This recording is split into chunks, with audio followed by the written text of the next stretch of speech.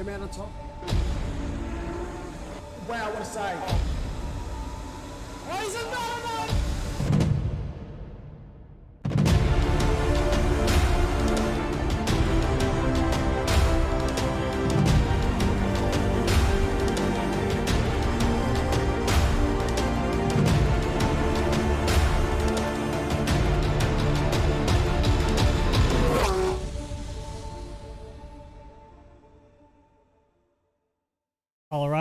All right. Good evening, ladies and gentlemen. Welcome to the Octane Online Racing European Sprint Series, round 3 here in a pretty wet Zolder. It's pretty damp, not gonna lie to you. I'm looking at it and I remember this earlier today. It sucked when I did it earlier, and I know for a fact it's gonna suck for these guys. But you guys should already know who I am. If you don't, I'm Ben Regan McConnell, and joining me as always, although not last time, but this time for sure, because he's no longer sunning up in Barcelona, Barbados. Close, Lanzarote. One of the many. It's Mark on Badger Meikle, John. How you doing? I'm doing great. You know, got myself a nice wee tan. I was enjoying the sun, enjoying some drinks. But now we've came back to the rain, as always. The rain. Can I just say, it's impossible for a Scot to get a tan, so I don't believe you. I want That's true. I went from pasty white to lobster red. Actually, when I was over there, I was walking through the street. Now I've been to Lanzarote quite a lot. I was just walking through the streets, and then one of the little tourist booths, people, they came out to me and was like, "Hey, let's get you to do something while you're on your holidays." And I just turned around to them, looked them dead in the face, and was like, "Just because I am a pasty white man does not mean that I am on holiday. I live here," and then walked away. Well, you can be a pasty white man in this commentary booth, and no one will be any wiser because we are here in Zolder, very wet. I mean, I want to point out, no one will have practiced for this, despite the fact that it's almost always rained whenever we've come to Zolder. I think of all of the splits that we've seen, so there's 4 Asia-Pacific splits that have happened already. 3 of them were soaking wet. Bear in mind that there's 2 races in each of those, and all of them were wet except the final split, which had 1 race that was dry. So yeah, bear that one in mind going into this. But we've got some new faces here today. I don't know all of them, and there's one in particular that we're going to struggle to pronounce, as Chris has just decided he's going to go mow the lawn for us. It's car number 9. Do you want to have a crack at the name? I'm going to put it on the screen. Let me... Yeah. Oh, okay, yes. Have a crack. First name is Thomas. I know that much. Can I get a location of where Thomas is from? I think that's a Czech Republic flag. It's a white and red flag with a blue triangle on the left. Oh, okay. That doesn't help actually. Do you remember Copy from F1? Yes. Same place as him. Cool. Don't think I ever asked Copy where he was from, but Never mind. Well, anyway, I'm pretty sure it's Czech Republic. I'm not gonna try. Apparently, you're too quiet. Let me turn you up. No worries. I'm gonna let you you butcher it first. I'm assuming it's Temej, but almost certainly gonna, like I said, bottle that one. So yeah, we'll see. Yeah, we'll see. Let me know if his mic is good, please. Now that I've just adjusted it, Mark, if you could say something beautiful for them. Frank Lucid is a beautiful human being. I don't know why you're so loud in my ear, but in the stream I can see your mic volume. That's just because I'm whispering sweet nothings at you. Makes sense. Probably also Discord being too high. Well, I've just adjusted, so hopefully I've fixed it now. Happy days. Happy days, man. Right.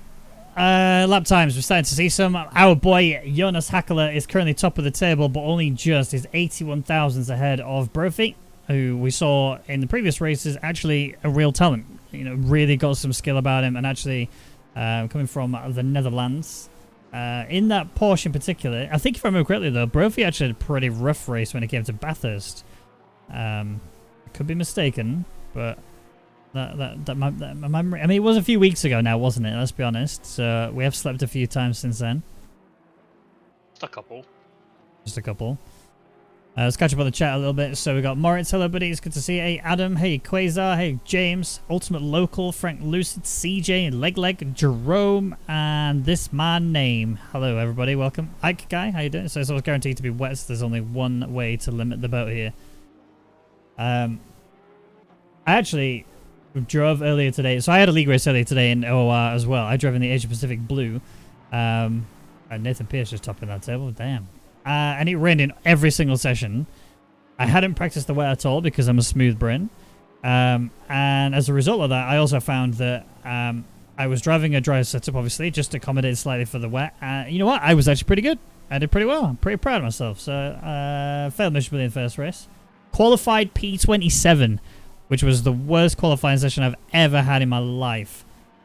You know, it is what it is. You do what you got to do. Yeah, well, you know, you always claim that you're not much of a qualifier, so it's true. You're just living up to that mantle. Yeah, exactly. And I nailed it, so I'm proud of myself. Oh, and my dog agrees as well. Oh, yep, Toby says hello. And yeah, just looking through some of these times is yeah, the times are beginning to tumble down. Jonas Hakala, who was on provisional pole a lap or so ago, is now a second off the pace. So people are getting a little bit more comfortable in these conditions and able to put down some times. Now, I just wanted to double check something because, you know, it has been away and, you know, my brain is now sun-fried. Trophy's he's 16, isn't he? I don't know, actually. There was someone who was very young last time when it was on the first race.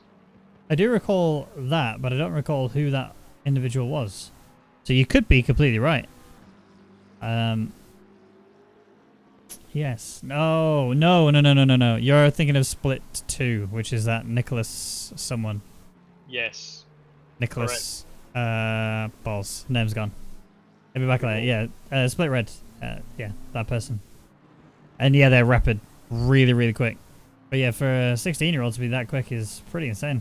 And to think that, you know, they'll just develop and eventually unlock more of that talent they can then carry through into whatever career they decide to go into. Like, that's such a good thing already. So as I look at the timings then, everybody up on their Delta. We've got Ben Mullard, who's currently up 6/10 on the Delta. We've got pole sitter Nathan Pierce, who's also a 10th up. You got Mantis Povilaitis. Oh, there's another person that's new, and also I'm going to struggle with that name. 3/10 up. So let's have a quick peek at them. Going through the death chicane. That chicane, by the way, is the most painful chicane I've ever seen. I mean, that would be why it's got its name. I don't know what his actual name is. I named it Death Chicane for a reason. But qualifying time has hit 0. We are waiting for the drivers to get their final laps in. It is Nathan Pierce who's currently sitting on the top step at the minute with a 133.888. It's then Levchenko following suit, but 4.5 tenths back. Currently up 2 tenths, but no, it's currently sitting P3. I'm going to call him Mantas because surname is hard to pronounce. It's currently 7 tenths up, which will take pole if they keep this clean through the final couple of corners. Looks pretty clean to me. 9 tenths. Oh my word, this is going to be big lap time. Watch this. Come to the line. Slap. There you go. Easy peasy. Nice. What an increase. All done. Talk about a debut, eh? Yeah. As you do. Good way to introduce yourself. Although Levchenko will be able to bridge that gap as well. Might just get ahead of Nathan Pierce. Let's see. Coming to the line. No. Close. Oh my word, they're the exact same time. That was very close there. That top three that is delightful. You got Yarmilo, who is half a second up currently. Will jump a fair few places, that's for sure. Should get himself up there, what we're saying, like P7 territory, providing that... Oh, he's actually just getting even more. So 7 tenths up will go up, boom, P7, sorry. So yeah, good job from him then to achieve that. But no one else currently improving. So that means that quali is done. Povilaitis. I think that's how you pronounce it. That's got to be it, right? Did I nail it? That sounds right. Yeah, we'll go with that. I'm going to say yes. Alright, Povilaitis on pole in the debut race. Alright, Badger.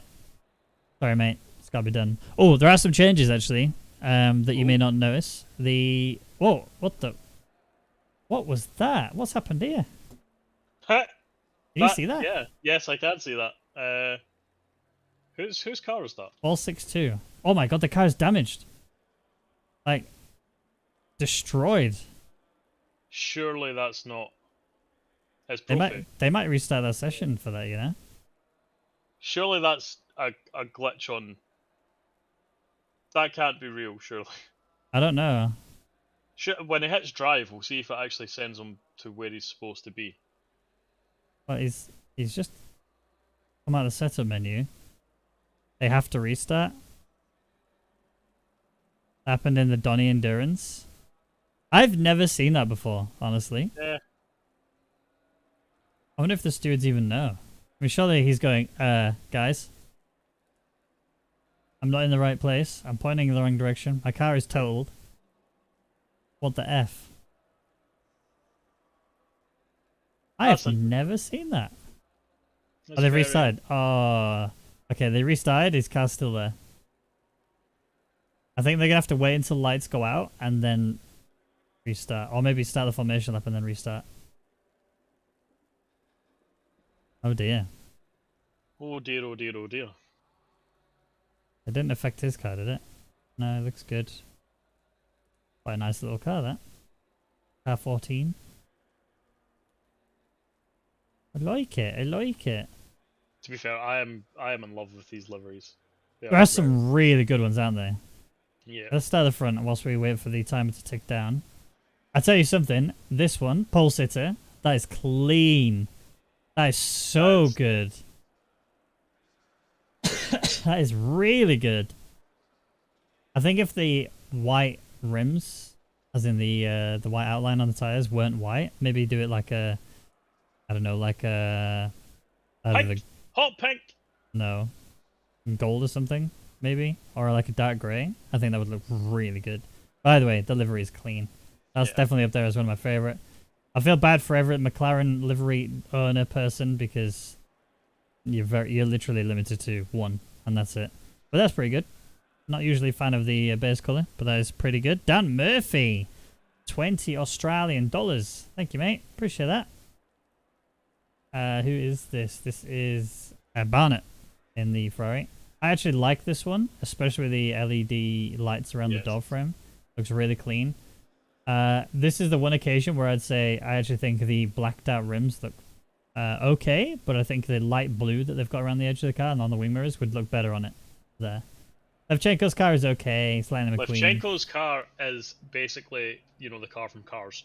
And Lightning McQueen. Great. Yeah. I mean, it's alright, but... Oh.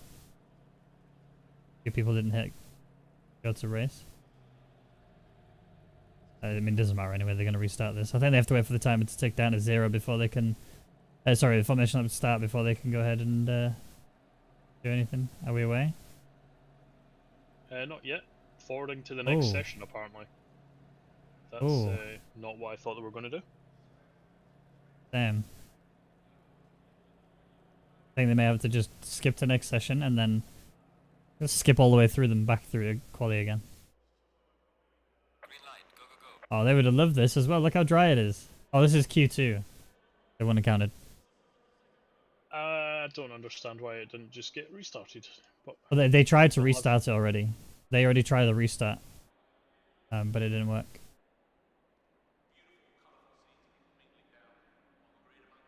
That's going to be a bit lucky if everyone manages to avoid the rain now. I would be surprised if that happens, honestly. You never know. You never know. Hi guys, hey Casey, how you doing? Interesting, so they might not get rain now. Might be a blessing in disguise. I would be forever envious of them if they did that, honestly. It's interesting though. I've never seen that glitch before.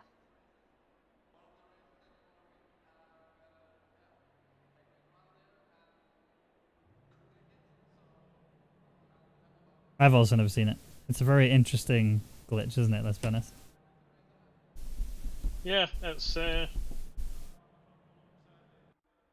yeah, generally, I don't think I've seen any game-breaking glitches in this before. That's the very first one. There's been, you know, sometimes weird graphical judders and stuff, but nothing Yeah, that's yeah. actually stopped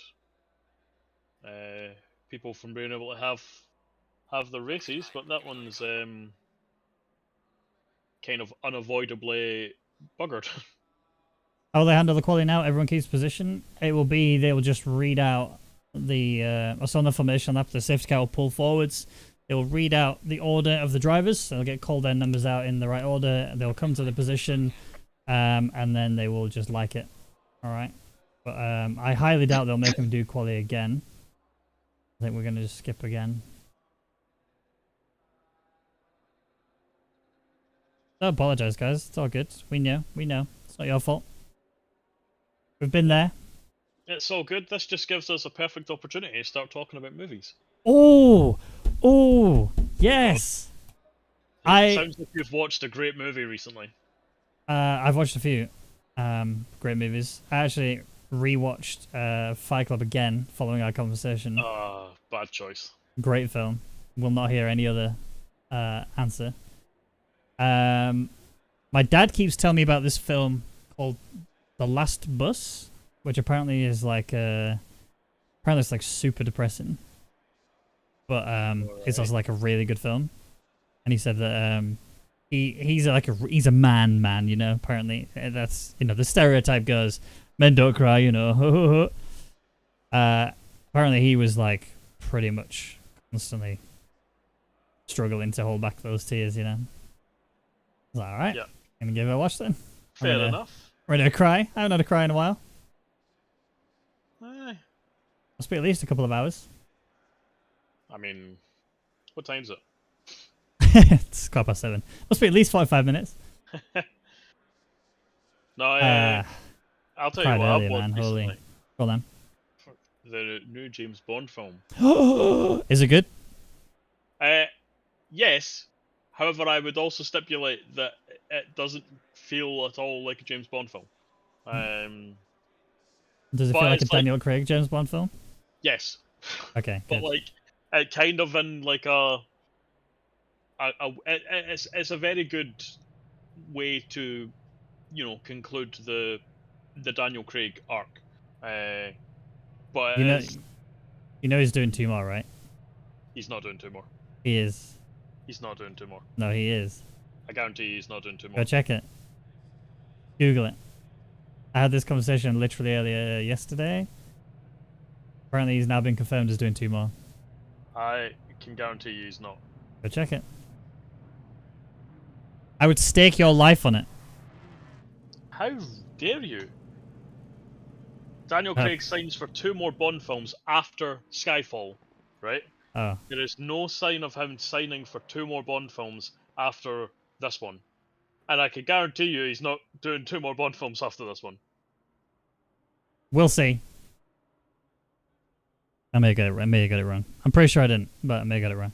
I'm pretty sure you've got it wrong. Chat, if someone can confirm that that he's not doing 2 more Bond films.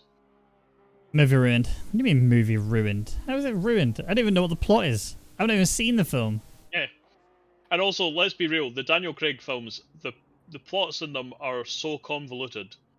But like, they're like, they barely didn't get him to do this film. After he done Spectre, he was basically saying how much he hates doing the Bond films. He's not doing another 2. Doing 3 more. Confirmed. Let me catch up with the chat. Hey, Jimmy. Oh, Yimmy, sorry. Send it, right? Even in the commentary booth. Will do. Roger that. If you haven't watched the film, you can't say anything. Yes, I can. So, do we have a nickname for the safety car yet? Ooh. Ooh, that's a shout. All right. Nickname, Badger. Go. Oh. The problem is, I don't want to give it a nickname because it just hurts my soul that we no longer have the Wakar. No, it pleases my soul that we no longer have the It now Wakar. just looks like Splatoon. Splatoon? Yeah, it's like a Nintendo game where like you basically Oh, yeah. like blow paint at everything. Alright, we could call it that. Splatoon. I like that. Is there a character in Splatoon? Or are I we just going with... no idea. Call it Crayola.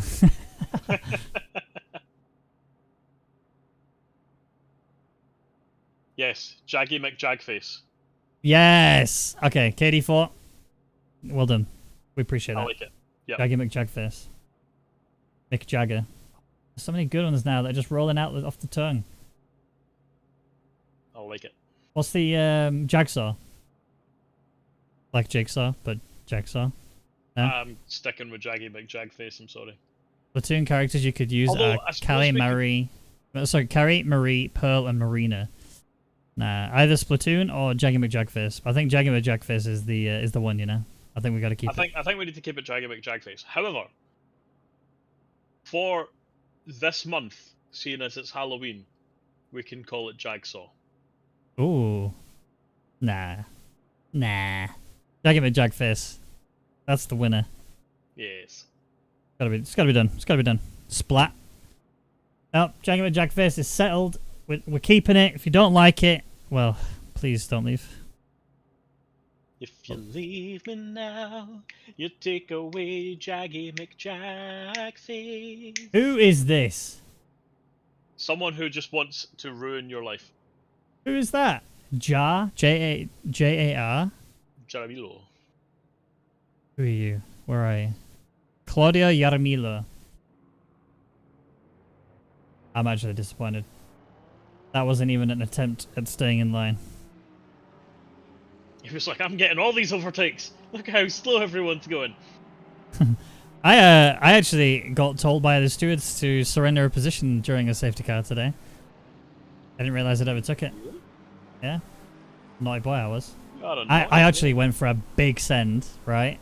I was chasing this Lexus for ages, and I had like 5 or 6 tenths per lap I was losing because I was stuck behind the Lexus. Because this is a track that, I'm sure you know, is very difficult to overtake on. And it literally meant I had to just go for a send, like turn 2 or turn 3. I think it was turn 2. And I was so close to nailing it. I literally just broke that little bit later down to the inside. They had a bit of a wobble as well, which helped. And I just went, boop. And then that was it. I was like, no. So yeah. On me. Sad times. On me. Sad times. But you know what's not sad? What? Is this race is about to get underway. So yeah, just a reminder for those of you who have only really paid attention from last season, it's a little bit different now. So we have 2 races, same as before, except instead of it being 20 minutes and then 40 minutes, it's now half an hour. Then Q2, obviously same with a reverse grid, and then race 2. So that's each split will do the same thing. So we've had quali 1 already. We're obviously now moving into race 1, and then we're going to go into Q2, and then race 2, and then we're going to split Ready Reno. No rain. Not even on the forecast. They've lucked out a little bit with this this restart. Yeah, I literally said to Yonti earlier today, right after my league race, I went, dude, practice the rain. You're going to need to do it. And now he doesn't. Now he hasn't practiced the rain. Now he needed to not do it. Yeah. Right, safety cars in. The cars are getting into their 2 wide formation. Let's get into their helicam so we can see the chaos that will ensue. So, I've just realised something. go on, hit me. The stars and stripes and the saltire are lined up next to each other.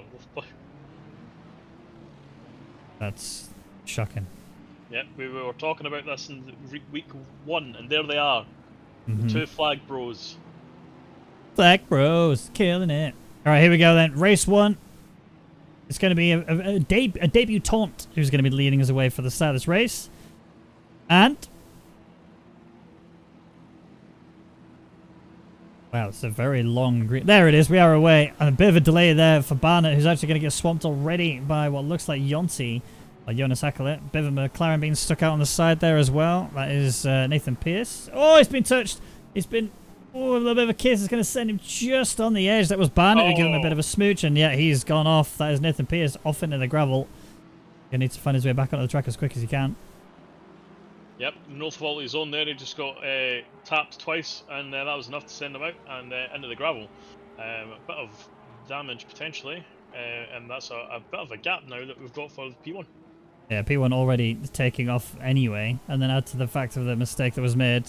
Yeah, suddenly bit of drama, shall we say.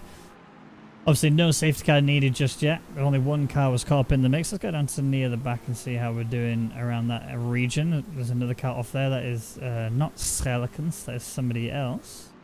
27 is that? Yep, that is Appleton. Yep. Lagging behind now, unfortunately. Dropped a load of places. Sad news to see, but race leader's actually been caught up already. Levchenko right on his back. And that's the gap as well into Chris Vinan. Yep, Levchenko's there. We've seen before just how much pace he's got. I'm sure he'll be willing to get in front and then show the defensive masterclass that we know he can do. Yeah, he's right on the back. You got Banner as well, fighting off Jonas Akala, who actually had a bit of a wobble coming out of the final corner. The back end just stepped just a touch, but now Banner's going to be so tight to the inside. Oh, squeezing right out to the edge, almost runs into the side of him. Very well held there from him. He's still maybe getting a penalty, depending on what the stewards deem that incident between Banner and Nathan Pierce. Also, Pierce has lost out a lot, down to P21 now as well, so pain definitely being felt from him. Yeah, definitely. There was a little bit of contact between Barnett and Pierce, and then there was a contact again between Pierce and Vining, and yeah, it was just a little bit of bump and grind. Barnett, a big tank slapper there, manages to slide it across the chicane and keep moving and not lose a position, but he's lost a lot of time. Yeah. A lot of time, and now Yonti's going to be released of that pressure a little bit, which is good for him. It means he can then start working on Chris Vining again. And maybe start looking at that podium position. You got Mark Brophy, who's under attack here from Ben Mullard, a fellow McLaren driver. McLaren simp. I think I'm more of a simp, but I'll take it. Actually, have you seen the 720S GT3X? In this game or in general? In general, it's not in this game. I was about to say I don't think I've seen it in the game, but yes, I know the car you're talking of. Yeah, it's not that well. It's not allowed to race in anything because it's basically if the GT3 rules were not enabled, what would it be like? It's amazing. I really, really, really want one. Buy me one, please. Sure thing, Daddy. Thanks. Josef Deitz, if you remember, was actually somebody who was incredibly good. I believe it was Bathurst. Currently down there in P12. Not sure if it's just a case of not having enough time to practice. Having a look down the inside of McLaren. That is Ben Mullard getting sent down the inside. I think he's going to lose that position as well. He's also got to watch out for the Ferrari driver, Tsmej, I think is how you pronounce it. He's going to have a little look-see as well, see if maybe he can try and snatch another position away from Ben.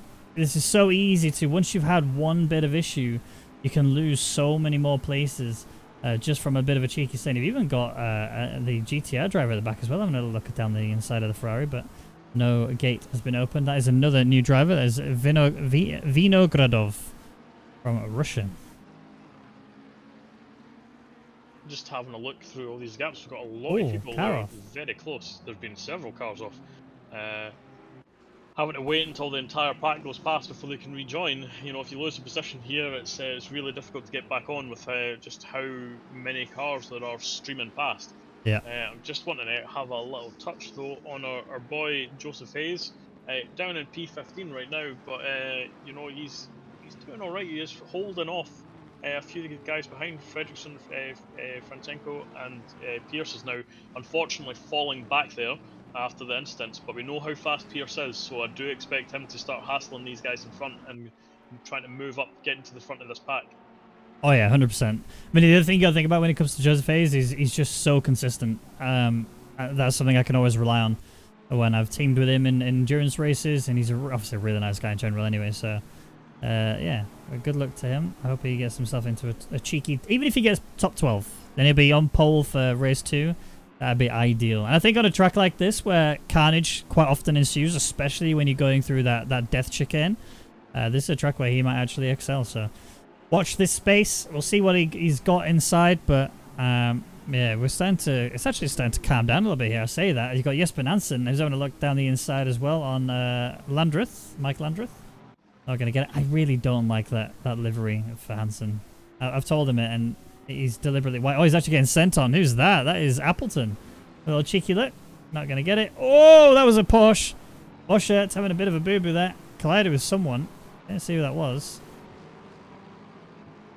Yep, and through all that as well, Pierce has actually just committed some murder.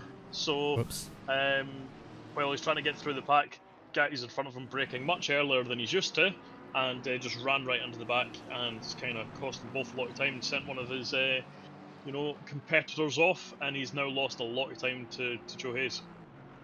And probably also has damage, which is very important on a McLaren. There's a car that spun there. That is Claudio Jaramillo, who was P7. Definitely won't be when he does rejoin the track. I will show you a replay, but the game will crash if I do that, so I'm not going to chance it. Jonathan Ogden. Not fixed? It's because of the liveries that we're running. So because they got okay. all these custom liveries that are on for each car, if I hit replay, it will take literally about 20 seconds, 30 seconds to load. So you end up missing all the fun racing action. I will do my best then to give you verbal updates of these replays when I can catch them. All right, all right. Oh, I've actually just realised on the livery for the GTI, on the bonnet it says Godzilla. Oh, nice. Pretty cool. I can show you this one, Quasar. This is about as close as I can get without going into drone cam, unfortunately. Helicam is usually pretty good for catching the side-by-side moments, but you do get the awful helicopter noise in the background. Yeah, Milo's just just been taken, I should say, I think. Nope, Has been taken. Yeah, I think he's just actually managed to squeeze on past Mr. Hayes there with some right good pace. So side by side under the chicane, it looked very, very close, but pulled it off and gets out in front. Tight like a tiger. Espen Shit Hansen. P19 is looking at Franchenko, trying to steal away the McLaren's position. Ooh, that might be a bit late. That's a bit of scent. Oh my word, good stop in there. The Porsche has got incredible stopping power. Doesn't have a very good top speed, but I guarantee you Hansen was absolutely praying his car would stop then, because he nearly murdered him. Yeah, that was nearly a big whoopsie moment, but now there's a mistake in front of him, and that just allows him to slide on past and just, you know, claim the track. But now Hansen makes a slight mistake under braking as well and goes a bit wide, but still manages to keep the position. A little bit scarier moment than he probably thought it would be, but it's all good. Yeah, very, very, very crucial there. And Jonas Akela and Chris Vining are all starting to get a little bit hot because Barnett is on the back of them as well, who we saw earlier had a bit of a moment going into the back of Nathan Pierce, but now he's actually stuck to the back of Jonas Akela. That this is a really juicy battle for P3 here. The final podium spot up for grabs. 3.4 seconds gap between Chris and Levchenko, so we'll have to keep an eye on that, whether or not P2 is even available for them. But they are fighting for P1, so maybe a bit of carnage, maybe a little bit of drama can ensue, and then we can have a nice little battle for the lead. Oh, crash! Who's that? Car 195, which is Parties. Yeah, unfortunate that. And another one there that is further back. That is Vinny Eki. Is that the death chicane? Yes, it looks like it is. Oh, I've had another collision. Big collision though. Landreth is in the wall. Yeah. Find out exactly what happened. Looked like a couple of cars were involved in that one. According to the Delta anyway. Back up to the front runners then. So Chris has managed to pull a little bit of a gap. It looks to me like Jonas has made a mistake, and that's what's allowed Barnett to get fiery as well. But it seems as though Hackle is that little bit better going through that chicane, gets a much better run out of the off the curbs, because you do have to full send it over them. You cannot hold back at all. If you do, ooh, he's made a boo-boo here. I think he's maybe balled it in his setup, because here comes Barnett down the inside. This is so difficult to go too wide, and then you can see that, which is why they're both struggling so much. They're losing so much time to the cars ahead. Both Chris Vining and Barnett getting 5-second penalties that your team now might want to change your strategy here. You don't necessarily need to fight. You just need to stay within the penalty range of the guys ahead of you, and then you might actually be able to get well, you will claim yourself a nice juicy P3, but right now he's trying to hold back Barnett. He's done it just enough. And I'm wondering what Chris Vining's penalty was for. So I've just had a look through the replay there, what happened to Landreth. So what happened is Appleton was fighting very hard with Franchenko, and eventually the slight mistake there from Franchenko went off as he rejoined. Just the car slipped out, pointed towards Landreth, sent him into a little bit of a spin. Then Beauchart, as he was coming round, smashed right into the back of him as well and sent him into a complete spin and into the wall. So Landreth, complete innocent party and all that, and caught up in a contact between two different cars.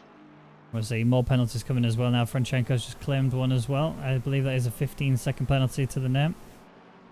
So, F's in chat. I think if you turn off the ambience noise audio to 0%, you can't hear the helicopter noise. Yeah, but we want to keep realism, right? Well, bear that in mind. Thank you for the heads up, though. Appreciate that, Adam. I will trial it out in another race sometime and then see if that makes any difference. Well, Ban is all over the place. He's really struggling now with that car.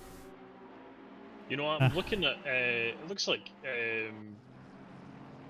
Yonti's fell back a lot from Chris Vine in there. There was a mistake made, or? He's been struggling a lot with the curbs. I mean, this track will kill you if you don't set the setup correctly. Like the bump stop rates need to be pretty high so that you can basically mount those curbs and full send it. Actually, hold that thought 1 second because Franchenko is being attacked by Blues in the Lexus. But McLaren, getting all out of shape. The Lexus having to avoid the contact there. Very nearly running into the back of him. There's contact. That's put them both. Big collision between the two of them. Damage for both. The McLaren is off and into the wall. Daniel's Franchenko really not enjoying himself this race. Yep, that's pretty similar to the last incident with him as well, where he just kind of cooked it too much and you know, getting off the track, and then that accelerator spinning up the car and just into the other cars beside him. So Blues did get probably a little bit too close in the rear. There wasn't much of a wheel spin from Franchenko, but you know, when you've got a car right on your inside, any slight you know kick of the back end can send you into a collision. Oh yeah, absolutely. But David Michaels here on the back of Barnett now. Barnett struggling a little bit more than Yonti was. Has actually fallen about a second and a bit away from Yonti, whereas now Michaels. Oh, that was a lot of dust that's been caught up there. I think that was. That looked to me like that was Barnett. He's still going. Espen Hansen having a side-by-side fight as well with Appleton. This is a defense here. Again, the Porsche is another car that doesn't like curbs very much. I mean, most cars don't, to be fair. But the Porsche and the McLaren are one of the worst for it. I think the Audi is probably the worst for it. But as I was saying, you basically want to up your bump stop rates pretty high so that they can absorb those curves quite nicely. Bump stop ranges may need to step up quite a fair bit as well, just to give you a bit of clearance. Yeah, your ride height is important, but not that important. You can actually get away with running really low ride height, even with the bumps. Oh my word, it looked like Appleton was going to run into the back of Hansen, but didn't.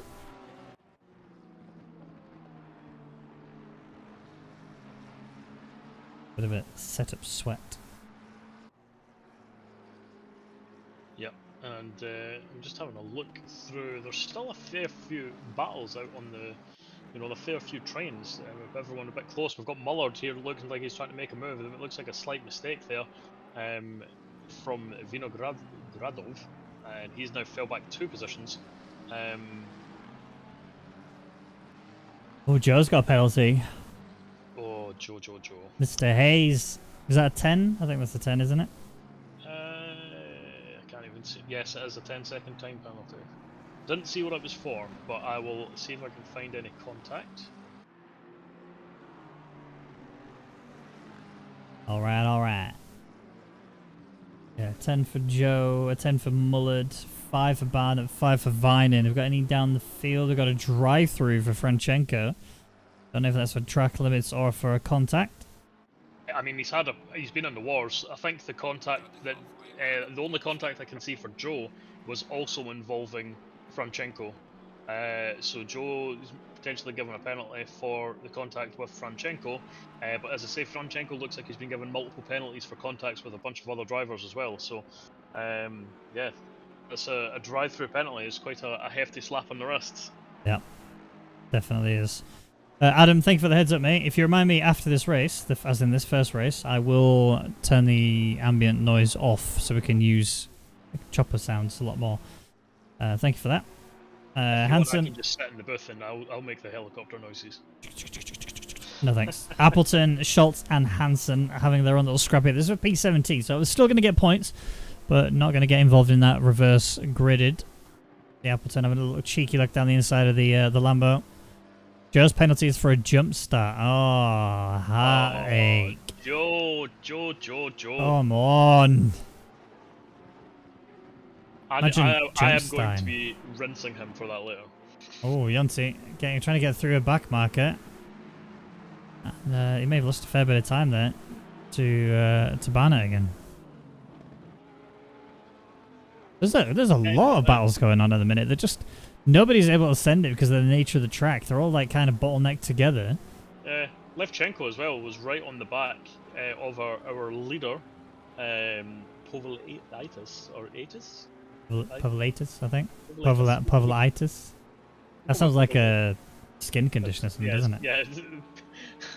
Povolitis. Poor guy. He's not here to defend himself. I'm pretty sure it's Povolitis.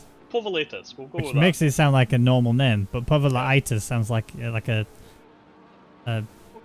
condition of some sort. Povolitis. Yeah. But Levchenko looks like he's dropped a good, 2.5 seconds really, because he was right on the back of him, and now there is a hefty gap. So. Oh, go on, round the outside, Appleton. Oh, you beast! What an absolute sensational overtake. Round the outside through T1. That was beautiful. Povolitis, was that right? Did I do it right? Wrong one is the right one. Povolitis.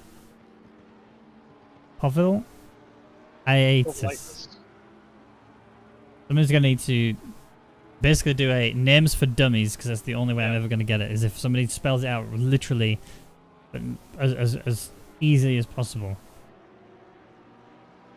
Porsches are stupid quick here, same with the Merc if the person knows what they're doing. I think the fact that the Merc can also clear curbs quite nicely as well is also a really important factor. Ooh, Yonti's actually lost out the place to ban and then somehow here. Honestly, Yonti looks like he's really struggling with these curbs. As soon as you touch the curb just a little bit too much, it's just a real problem. Yeah. There's looks like I thought he was about to get hit in the back there, but nope, it was all good. Yeah, it does look like he is struggling on the curbs a bit, because he seems to be doing fine for like several laps in a row, and then he'll just lose like 2 seconds somewhere. It's such a difficult. I mean, in the rain, this track is so hard, right? So if I go on board with him now, I'm going to go in cockpit cam with him now. As you come into this chicane here, you have to obviously brake just after the 100 board, get yourself down in gear 2, and then send it over both curves. He's not sending over both, he's only sending over one of them. He's not even sending over either, to be honest. He's losing loads of time by doing that. But these curbs here, these are the worst ones. Watch how he takes them. So you got to first gear this one, stay in first for this one, short shift to second for this one. He's actually done it alright that time. And then the other issue that I've seen him have so far is the final chicane. Those curves there, you need to send it over both of them, but you have to do it just the right amount. He looks like he's got a bit of a tail happy car. And this is the thing. Obviously, you're doing some endurance racing with Roy Yonti shortly, and every single one of you in the car drives the car very differently, so it's very fun listening to you argue about how a car should be set up. It's mainly JC, honestly. Like, the guy is so busy, he doesn't get that much time to practice, so whenever he hops in the car, he just moans about the setup, and it winds us up like crazy. But Beaker is one of the worst as well for it. Like, he has no excuse. He has plenty of time to practice, he just doesn't. But yeah, anyway, Brophy on the back here of Dites. Brophy, I mean, both of these drivers have actually proven their worth already. Well, a bit of a mistake there from Dice, and a bit of a flick around there from Brophy. I'm going to go alongside, and I think he's clear now. Yep, he is, so good. Opportunistic attack there from Brophy. Mistakes made from Dice. Just Brophy was there to capitalize on it, and yeah, fair play to him. He's succeeded. And all that's like pure instinct, being able to do that. Oh yeah, that was great. You go for those when they arrives, but there's so many people who would have just ran right into the back there of Brophy as he made that slight mistake, because you got really close. Dice completely trusted on his instincts, flicked the car out, and then managed to keep the car stable enough to, sometimes when you flick the car, the back end's just like, nope. Yeah, so exactly. Keep it all stable, keep the foot down, and get past, and that was a great move. Yep, good stuff. Maybe he's just playing it safe with the curbs. Is one more place we have to risk when this high up? Honestly, I don't think that's the issue, because once it's a combination of two things, I reckon, for Yonti. I think the first one is, I think he's made a bit of a mistake with the setup. I don't think he's spent enough time working on the setup to make it good and worthwhile. Because I know that he's only practiced today and that's it. The other thing I think is, like I said, lack of practice. I don't think he's put enough time in to be super quick. Yeah, mainly because he races in 2 different games and also puts a lot of time in. So, Joseph Hayes, P15. He is being chased down by Tmej and Hansen, both of which don't have penalties, whereas Joe, who does, has a 10-second and. Also, it looks like his front end has been kicked in a little bit, so I don't know if he's rear-ended someone or if he's hit a wall or what he's done, but better damage to that front end will make it a lot harder to turn in for these long corners like this. Yeah, and Tmej is honestly much faster than Joe's been going. He actually had a little bit of a spin, and that's why he's dropped behind him, but I don't imagine it'll be too long before he makes a ascent. You can see, look how much he's gaining already, and Joe's trying to go defensive there, but, you know, realistically just so compromising him, and look at a little bit of a bump there. You know, Tmej just got a little bit too close, but he realistically, if he just backed up a little bit, he would have had a very easy overtake. But now he's being under attack from Hansen just from that slight mistake being too close. But Joe, he's went wide, he's messed up the chicane here, and that will allow Tmej right back in on this, and Hansen is, you know, looking like he's potentially about to get a twofer. Yeah, he's quids in if one of these guys hits the other one. I mean, it's already happened once. It might happen again here. Oh, that was so late there from Tmej. And again, right up on the back end of Joe. A good defensive drive from him there. He realized he made a bit of a boo-boo. He corrected it and took a really defensive line going into the chicane. It did mean, though, he lost a lot of time trying to hold on to that position. And I think Joe needs to, in a second, start to realize, cut my losses. I'm going to lose the time at the positions anyway through penalties. Let these guys battle. If they close up ahead, they might take other people out that I can then gain that back later. But we've also got Tudor and Mullard having a bit of a... Oh, there's a 3-way going on here. That's the things you like to see. You got the GTR down the inside, the McLaren on the back of it. You've also got the Aston Martin a little bit further up ahead. And look at the drive the Vinogradov has got here, coming out into the death chicane. They are side by side. One of them's going to have to give. Oh, there's contact. The GTR will get a warning for that almost certainly. He's going to carry on though, regardless. He's going to still hold it. I think he's got fair game on that. In fact, he did get kind of covered off, although he has relinquished the position. Yeah, it wasn't worth giving that one to the stewards, to be honest. If you were in the wrong, then penalties coming your way. So just do it on track properly and cleanly. It looks like you've got the pace. Yeah, exactly. We've got a few battles that we need to keep a firm eye on. Oh, was that? That was that Yaramilo, I think, just sending it. Yeah, sending it down the inside of Muller. Did contact and push him off the track. That might end up getting stewarded. Muller does have penalty, remember, so... Oh, that was nearly retaliation, or accidental retaliation, shall we call it. I don't think it's fair to call it actual retaliation. It was a bit of a boo-boo. Very nearly killed him, but it didn't. And that's what matters. Yeah. And up in front, there looks like a little bit of contact potentially going as well. Oh, yeah. Everyone's Who's that between? so close. You mean Yaramilo and Vinogradov? Vinogradov and Tudor. Did you just make up a new name for him? I think you call him Vinogradov, you just said. Is that it? We'll There's go a back D, and not listen a to T. I'm pretty sure I said Dov, but sure, we'll go with Trov. I made him Russian. He is Russian. Well, there we go. I just made him more Russian. If that works. See, that's why I was worried about per leagues. If someone goes off track against position, do you leave it to the game or give an off track, or do you steward it like IRL? Well, these races are stewarded properly. So these guys will be needing to, whatever they would do IRL, they will need to do here. So, yeah, don't be surprised if you see penalties for people not relinquishing when they should. I actually had, like I said, I had an issue earlier where I gained a position unfairly because I overtook under yellows. Before the stewards even got involved, I literally said over the radio that I'm pretty sure I took that legally. Oh, big mistake. Appleton in the wall. That was a back and kick out. Slam into the wall.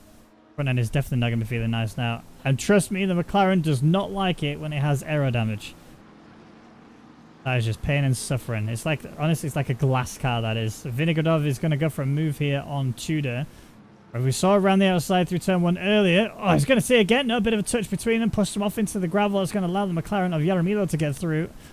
That might get, I don't know, maybe a warning, maybe. I don't know. It's very difficult to go on the outside there. I don't think...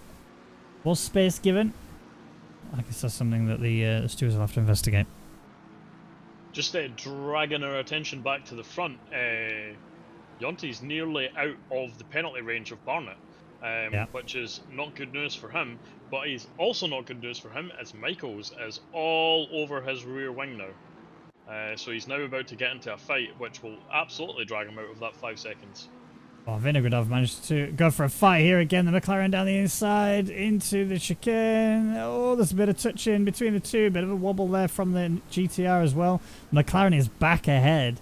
These guys are really giving it some. The thing is, Mullard, he has that 10-second time penalty, but if these two take each other out, he may actually just stay within that top 12 when that penalty is applied. So he's kind of hoping that these guys, if he applies pressure, he can really make these guys sweat and start to...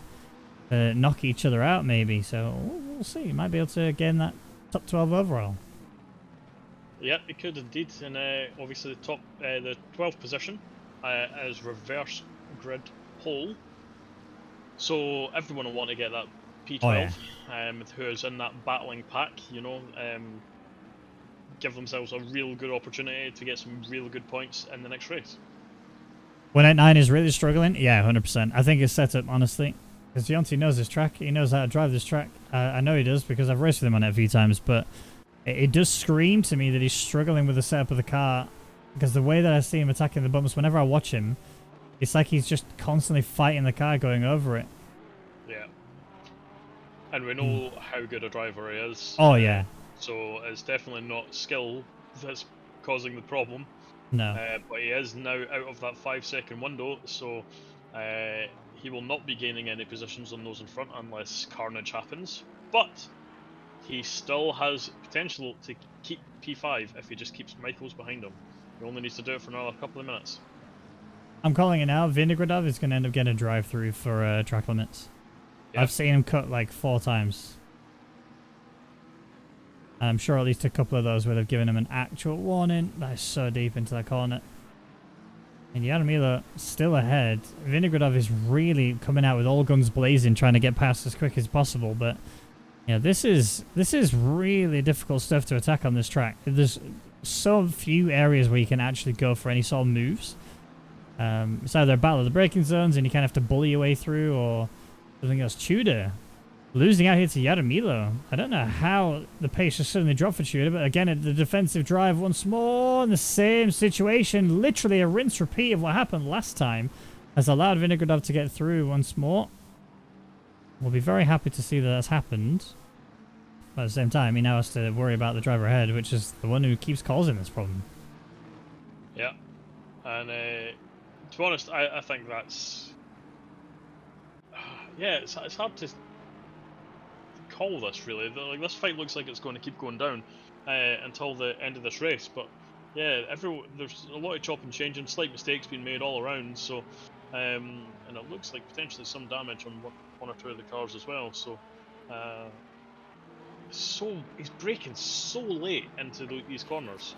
And again, like, you're right, it does look like he's like cutting some of the corners after he, you know, misses his braking zone. So, yeah. Might find himself in trouble. Yeah, he might find a little slap on the wrists coming his way. Oh, in terms of Yonti, he's not going to gain those positions. We've already covered that one. I mean, Barnett and Vining are very close together. Actually, it looks like Vining's car is just suddenly just shut down, or Chris has just forgotten how to drive all of a sudden. So maybe Barnett can snatch a little cheeky position away. We are on the final lap now of Povolatus being up there in P1, very comfortably ahead here. Let's see how anybody's going to be able to contend that now. Yeah, he's even got like a back marker in between him and Levchenko. So unless complete disaster happens in the next, you know, sector, he should be good. Yeah. Oh, there you go. It has happened. Chris Vining's just gone off, and that's allowed Barnett through. And now, what is the gap to Yonti and Vining? Because it may have just broken less than that 5-second window that Yonti needs. If he loses about a second. Yes, it could still happen. There is still a chance that Jonas Hakola could snatch that P4 away from him, get some juicy points. We'll have to wait until the clock ticks down. We are across the line. As our race leader, Povulators, will cross the line to take the win. Levchenko in the Lightning McQueen will take P2. Barnett will cross the line in P3. Chris Vining will cross the line for P4 provisionally. We need to confirm exactly how far back he fell when Yonti comes up the 2 line. I think it is just over the 5 seconds. Yes, it is. He will not gain on that. David Michaels will take P6. Brophy will take P7. Dietz P8. Ogden in P9. Vinogradov in P10. Providing we make it to the line. Tudor had a bit of an issue and did fall 2 places. Yarmilo will take P11 and taking our final of the reverse grid order and taking reverse pole into the next race is Tudor. And then Mullard taking 13th pre-penalties. Nathan Pierce P14 pre-penalties. And then Smej in 15th place along with Hansen. Then our boy Joseph Hayes. Yep, he's as you say, generally really quite consistent and good, and doesn't normally make mistakes like jumping the start, but you know, 10-second penalty added on for that. We'll drop position maybe too. Not ideal, but at the end of the day, he drove pretty well, like on track. It was just that slight mistake at this front, but you probably never gained any positions for, costing 10 seconds. Yep. I mean, Chris is very lucky to have only lost 1 place as well there. They could have lost 2 had it been just a slight bit longer getting back onto the track and going again. But, you know, it is what it is. We are happy and pleased. Pleased and happy. All right, we've seen race 1. Want to point out, same as Alex has just pointed out, a great debut there from Povulators. Quali on pole, carries it through for a race win. Like, that's a really good debut race, if you ask me. I don't think anyone could ever argue otherwise. When it comes to Q2, though, obviously it doesn't actually have to do anything in Q2, but does need to think about how they're going to work through the grid in race 2.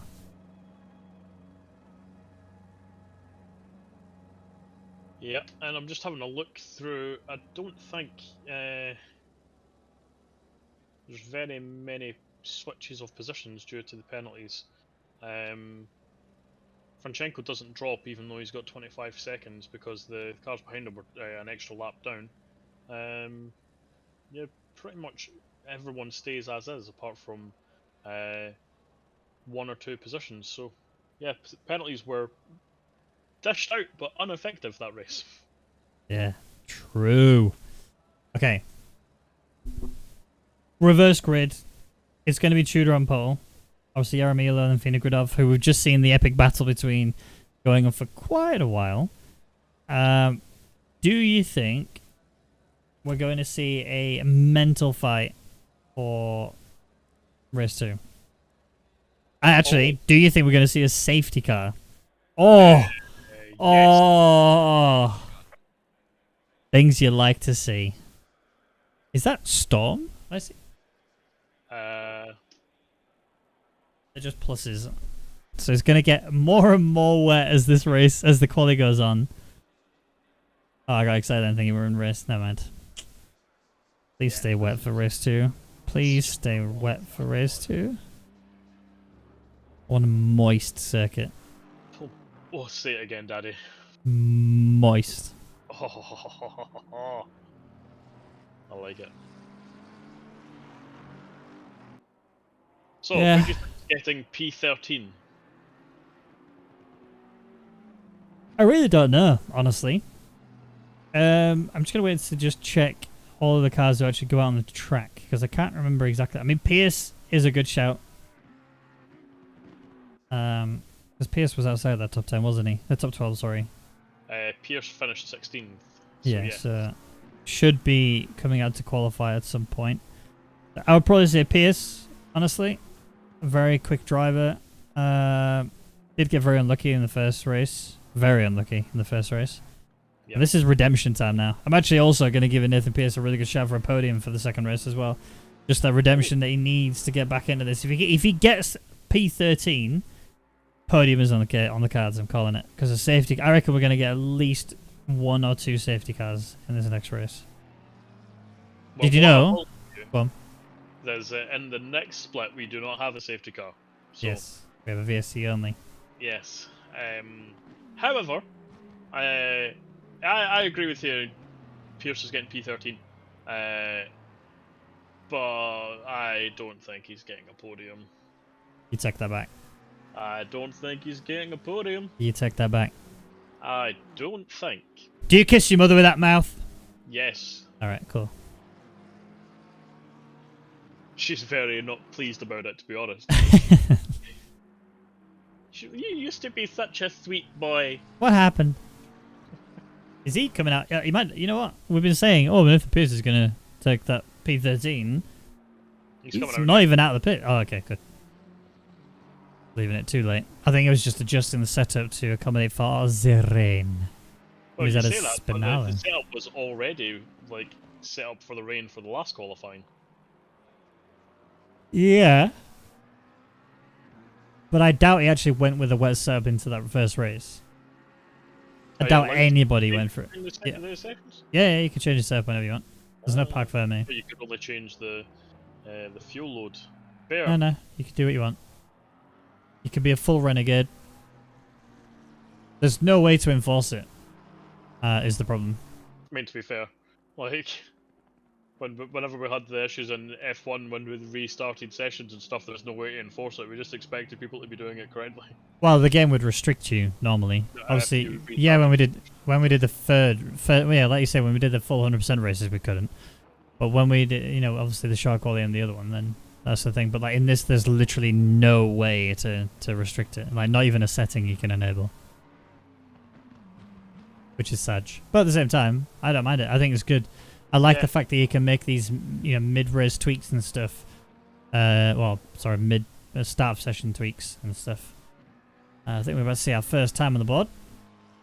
Mike Appleton, or Matt Appleton, sorry. Must invalidate because it didn't count. Joe Hayes topping the sheets. Stop the count. Yes. It's like Joe Hayes stopping the sheets. Well, that happens when you're the only one to set a time. Hey, don't you bully my boy, alright? Leave him alone. I still need to message him and insult him for his jump start, so you know. He knows he's getting a roasting. Oh, he knows. He knows, you know. Alright. What is your favourite car of all of the GT3s in SEC? As in, with these liveries, or... As in cars. Cars. Just cars specifically. Not livery or any of the stuff. Just purely... I don't like my answer to this, because... If you say Ferrari. No, it's because it's the McLaren, and, you know... Ah, yeah! That's what we like to hear. I don't like to say that, because it makes you happy, and you know how much I'm against that. Oh, I know.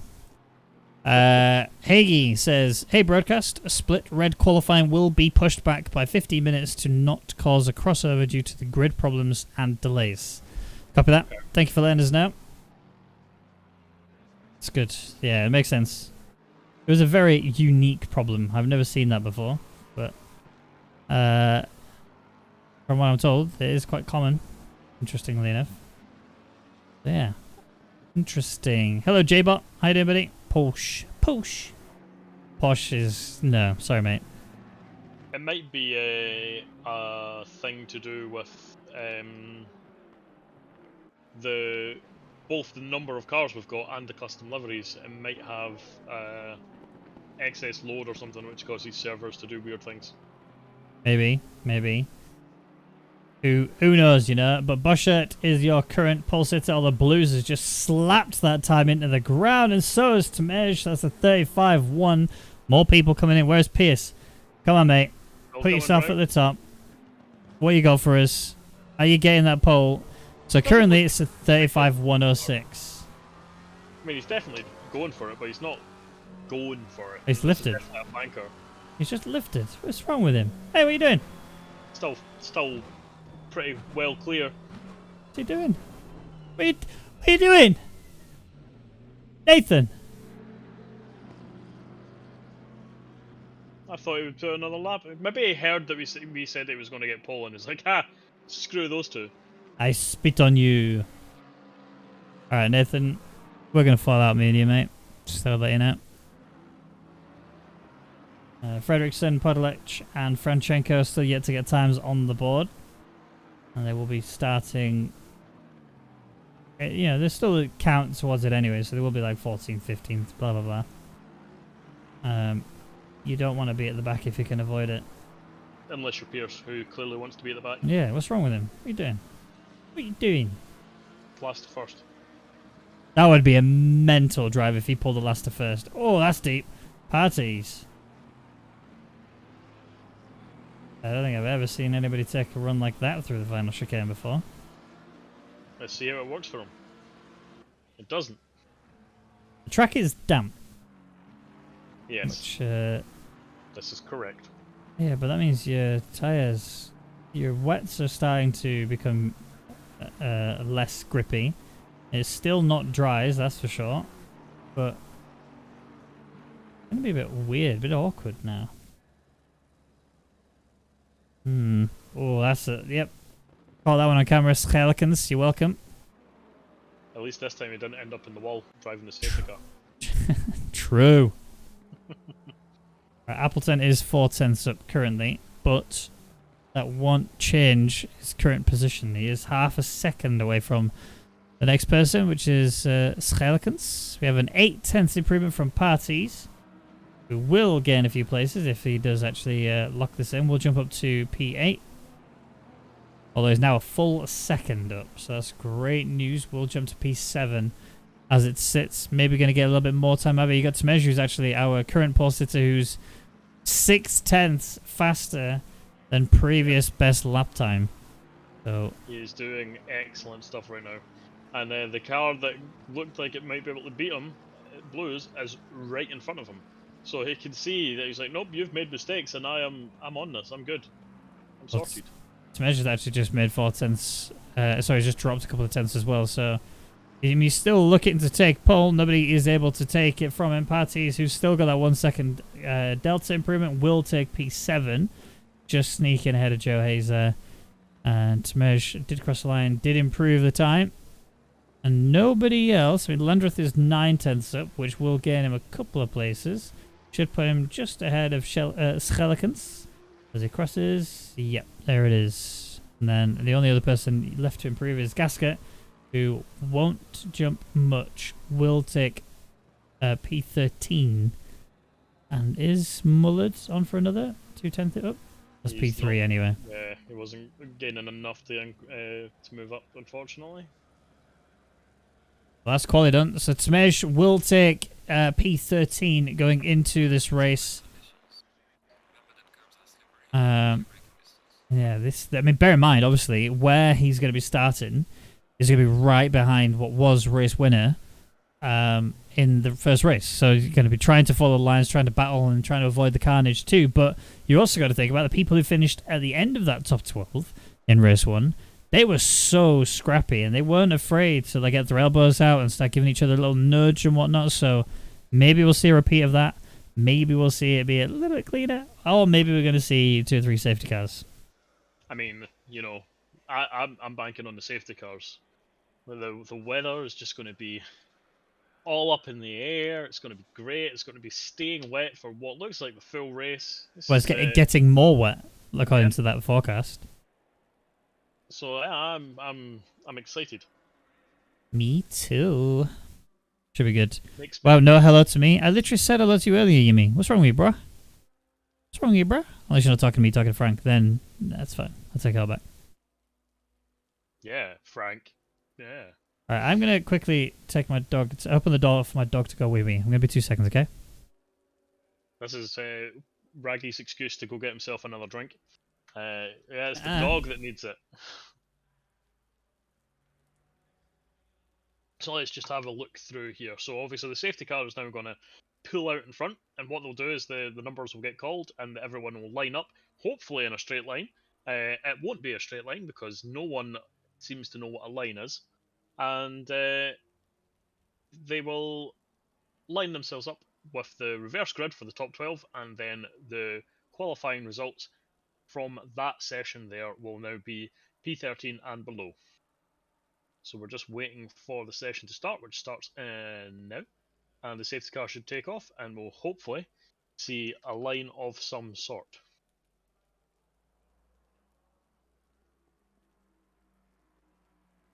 There we go, safety car is away, and numbers will start getting called, and everyone will be squint. Very, very squint. But we do have Jaggy McJagface lining up, and the cars are now following out to the track. I'm excited. A nice wet race. It's going to be carnage. We're going to see lots of Jaggy McJagface, and that's what you want in a race. You want to see lots of Jaggy McJagface. Oh, Bauer, are you driving Jaggy McJagface? This is good news. I like this. And how are we doing for a straight line?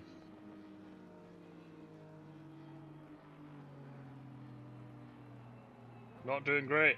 If we're honest, not doing great. We are never going to see the little cup holder things from Mullock. No one is going to get them. No one knows what a straight line is.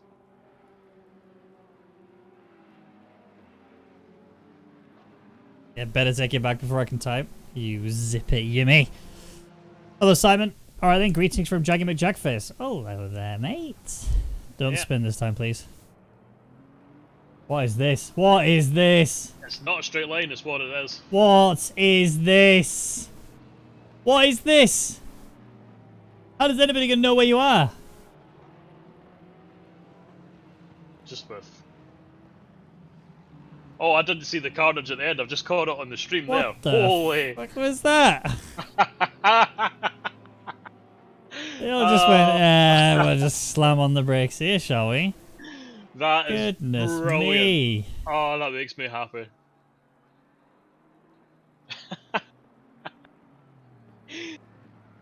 Wow. That was good. I like it. Hello, Lulu. Hope you well. Slow your pace. Fun times for the stewards to get everyone in order. But the thing is, now no one's going to know where they're meant to be. Yeah. They're going to have to like verbally run through as they're going. And then they won't know which side they're meant to be on. Yeah, that's fun. Don't you Straight love it when lines are people... difficult. Do you know what? It actually hurts me watching this, you know? How people just struggle to just line up correctly. You do know the vast majority of them do it to wind you up, though.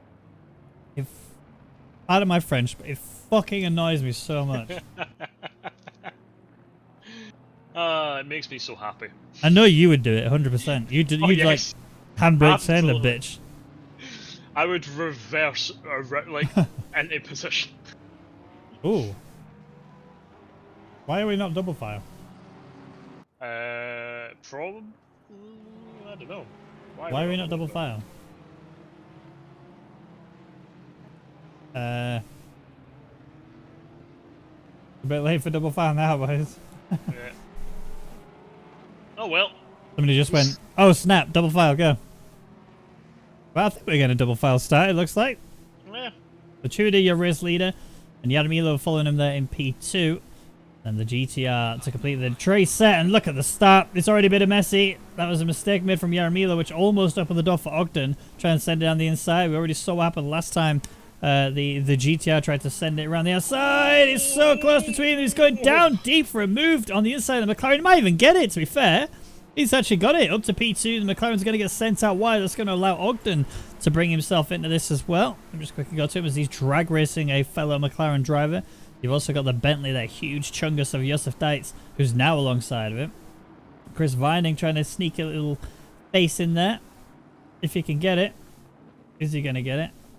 I don't think he is. Oh, that was so nearly carnage.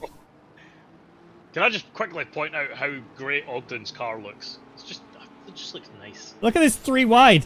Literally 3 wide. Levchenko, Barnett, and... not Barnett, sorry. Oh, pile up. Pile Where? up. Oh, the back. I see it. Yeah. Oh, that's Hansen. Yep. He's caught up in there with Landreth as well, I'm yeah. going to try and get a replay of that, and we'll find out what's happened. Alrighty. This guy's slowly working his way down the grid, so I can stop clicking on him and telemetry fixing itself as well, so we know where people are. That was almost Brophy going into the back of Dites. Close, but no cigar. Oh, rotation! No! I think that was Joe just giving a little bit of a kiss of death there onto one of the other Porsches. That was Boschert who was getting caught up in it, and a mistake has also sent off another. I think that was the Lexus I just saw off in the mix of that. So Joe, maybe if it was Joe, I think it was, maybe getting a bit of a slap on the wrist potentially. Okay, I'm trying to work out exactly what's happened here, but there looks like... Let me just try and keep this nice and slow. It looks like Landreth misses the corner. Hold the phone, because we have a bit of a scrap, even more going on. That was Chris Vining and Levchenko going side by side again with Michaels. Levchenko now having a bit of a drag race as well with Chris Vining. Not quite going to get the running needs through there, and that's bringing Yonsi back into this. This fight is just going to keep going. You've got Barnett as well, who also finished really well. Yonsi looking for the inside for the chicane. Levchenko's going to get a little bit shaken, but not enough stir. And Yonsi will sit where he was. Sorry, as you were saying. Sorry, I thought you said the safety car got called out. I thought it was killed, I think. But yeah, it looks like Landreth misses the chicane, and then I think he hits the side of Schultz, and then Hansen gets caught up hitting the back of Landreth as he's coming across, and then Franchenko gets caught in the back, and then literally everyone behind except for Pierce. Pierce manages to slide his way through the entire pack without, like, literally parted the Red Sea. And then as Schultz was trying to get back on, he spun the car completely again, and then because of the spin landed right in front of Hansen as he was trying to crack on with what he was doing. So yes, it was very messy, and that is going to be one headache for the stewards, but it looks like Landreth caused all of the initial incident. But again, we will leave that to them to decide. Yeah. They're the ones with all the data and information. But look at Ogden. Looks like he's going for a fight with Tudor right now.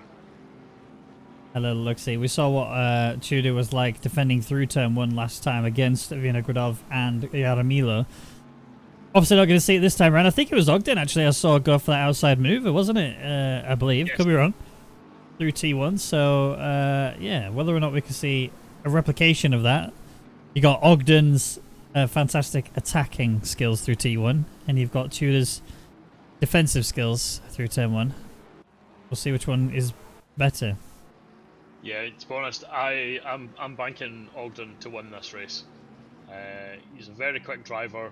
He's very comfortable in that car, and to be honest, he's sitting in a very pretty position right now. So once he does get past, and I believe he will get past Tudor, I don't think, you know, look how close he is right onto that gearbox there just now.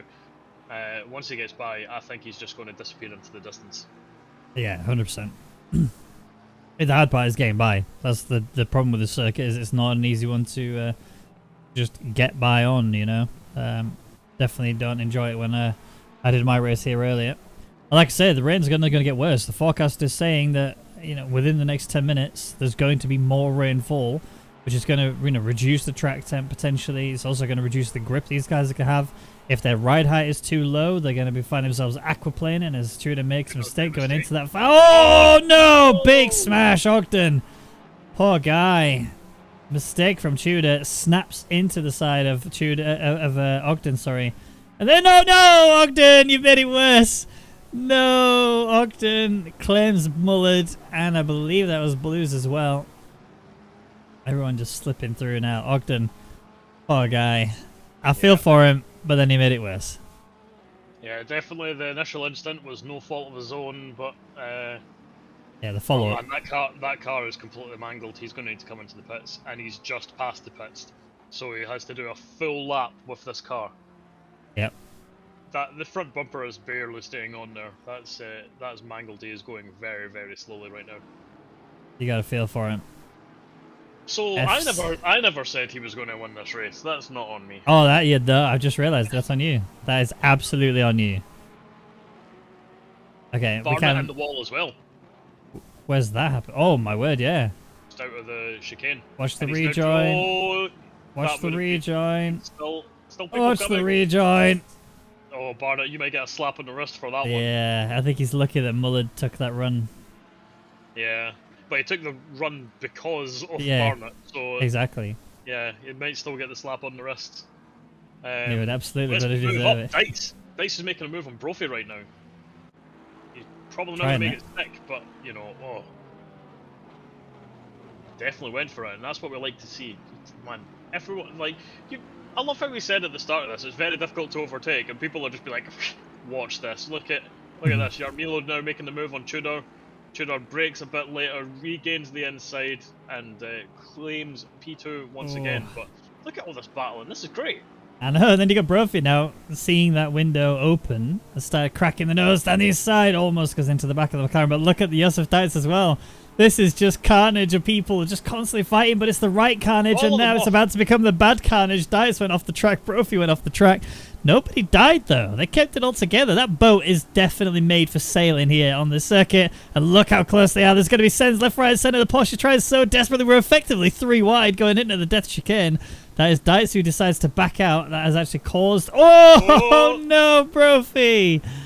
Oh, well, that curve was a bit too big. Yeah. Bad line into the first part of the chicane, which meant that the hit in the second part of the chicane was just death. But Yarmilo's managed to get out in front, and it looks like he's actually now able to try and show his pace, and potentially he'll be able to start bringing down that gap to our leader right now, which is a massive 4.4 seconds. Yep. Just purely avoiding carnage, really. Oh, my word. Speaking of avoiding carnage, Michael's almost absolutely murdered the Bentley ahead of him. Good dodge. Levchenko managing to slide on past there. Yeah, and then Chris Vine trying to do the same thing. Well.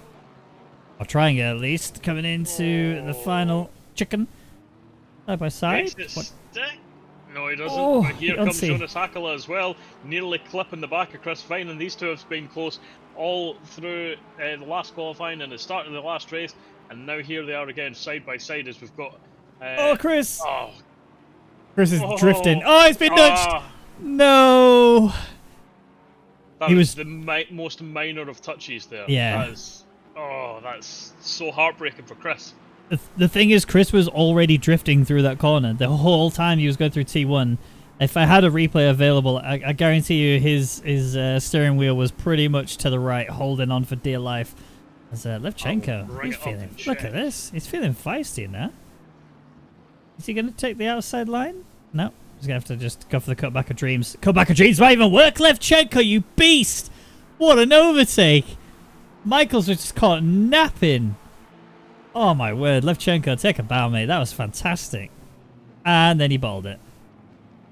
Yeah, I've just checked the replay for Chris there. He was fighting that steering wheel, sawing at it, trying to keep the car under control, and that was just drifting him out closer and closer to Jonas Hakala. So, again, the stewards will look at it, but yeah, I don't think there's really anything that Jonty could have done there. Oh!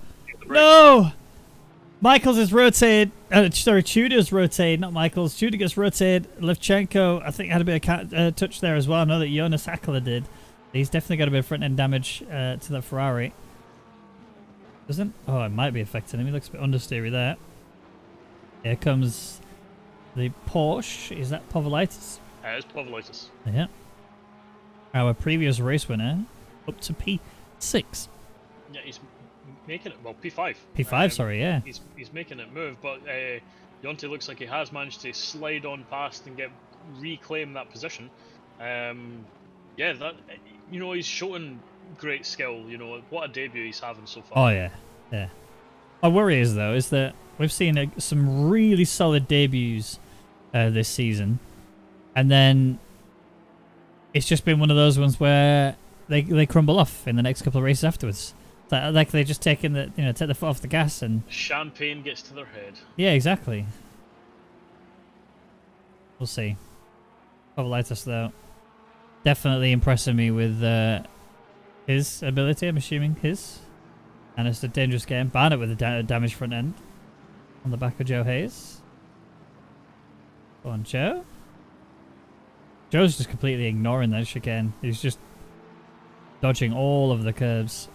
Yeah, and these conditions as well, it's like You know, you feel a heart in your mouth every time you go over them. So Yeah, that was literally me earlier. He was pissing it down in the races, and I was full sending it over the chicane every single time.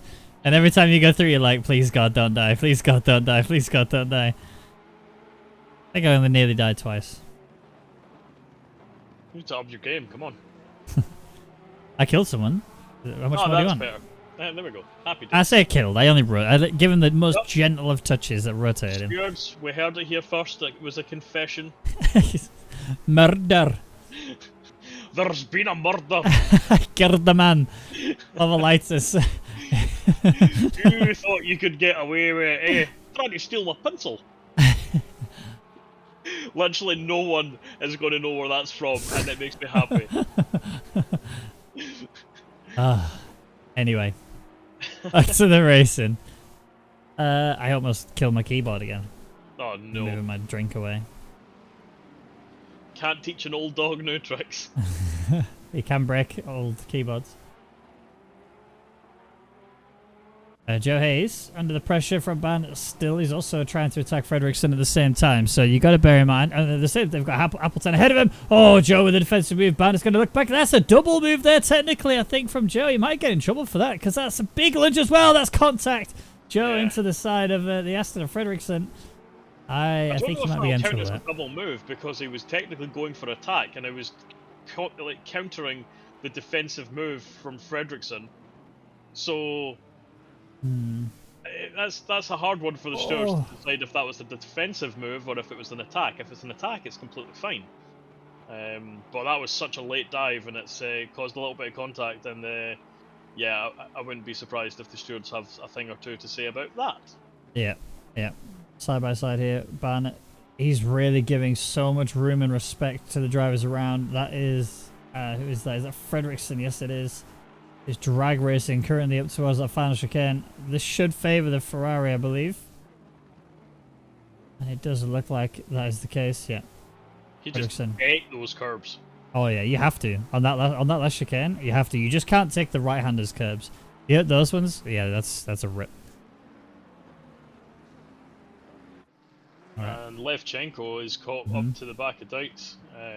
Looks like he might be tempting a move shortly. I wonder if that Bentley has been on a fast because it's on a diet. Right, guys, this is going to be my last ever commentary. Sit inside bed. Been having slim fast. But was his front end is. Yeah, I know. I saw it and I was like, somebody's got to make a joke about it being on a diet, right? The damage that Pavlaitis' front end has got looks, I mean, it's pretty minor, but that might be significant enough to really affect the way that this battle falls out. Especially with the fact that Yonti's also suffering from similar sorts of pain. But I think Yonti's might be that little bit more severe. I mean, I only saw the contact that Yonti had. In fact, they're drag racing. This is going to work out terribly for Yonti if he doesn't find a way to break harder than him. This kind of favors the Porsche. It kind of gets squeezed onto the curbs, and he's going to lose out here. But also watch, yeah, Chris Vining coming straight at him. Going to cockpit cam for this. To the left is Yonti, just on the edge of your screen. Maybe we go chase cam, just so we can see it. Oh, this is almost the reverse of what happened before. Oh, clean. Still side by side there. Yeah. Chris through. I think he's got it. Chris is through now. Yeah, no one's stopping that now. So Jonas Hakkela losing 2 places just from one minor fight. Also, why is his lights not on? Come on, man. Unbelievable. Oh, Chris off! Chris, no! Oh, that's a wall. That's another wall. Oh, 2 walls. And he nearly took out Brophy as he slid across the track. As there, Brophy were very lucky. F. That car looks a little bit beat up now. I definitely wouldn't want to be driving that if I was if I could have avoided it. Shout out to Nathan Pierce, up to P10. Potentially looking at more than that. On the back of Blues. Would be a really good number of points haul for him in race 2. Definitely needs it after first race. Yeah. And to be honest, getting up to P10 after deciding not to qualify is pretty damn good. Oh, Joe Hayes defending for his life again against Boscher this time, and also got Barnett still in tow as well. Mistake, rotation. That is disaster. Joe pointed. I know he's fuming right now. Yeah, Boscher not moving. Is he trying to move? No, giving up. Oh no, there we go. He's moving now. Barnett also happy to capitalise on that. Fredriksson's got a 5-second penalty, and Smej has a 10-second penalty. Oh, look at this. Pierce, look for the inside into T1. This is not going to be ideal. Look how late the brakes are. Surely he's not going to bring this back on track in time. Oh, he kept himself out of the grass. He didn't get the position, but that was so late to brake. Very late. That was very late. But you know what? As you say, kept out with the gravel, so fair play. That was a 15-second Brown penalty for a car for causing collision, which is Franchenko. So he's been in the wars again by the seams of things. Yeah.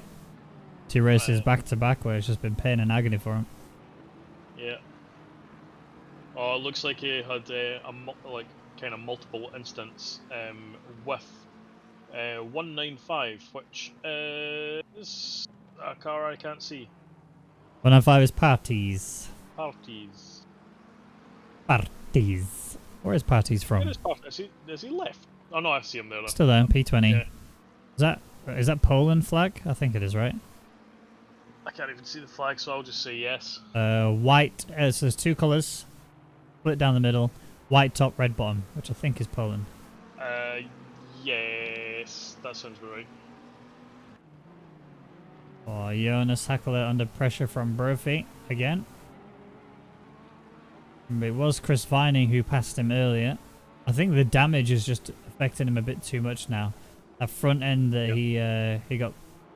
I mean, look at the understeer that he's getting. You can see just how hard it is for him to do laps. So look. So Jonas Hackler last lap 35.4.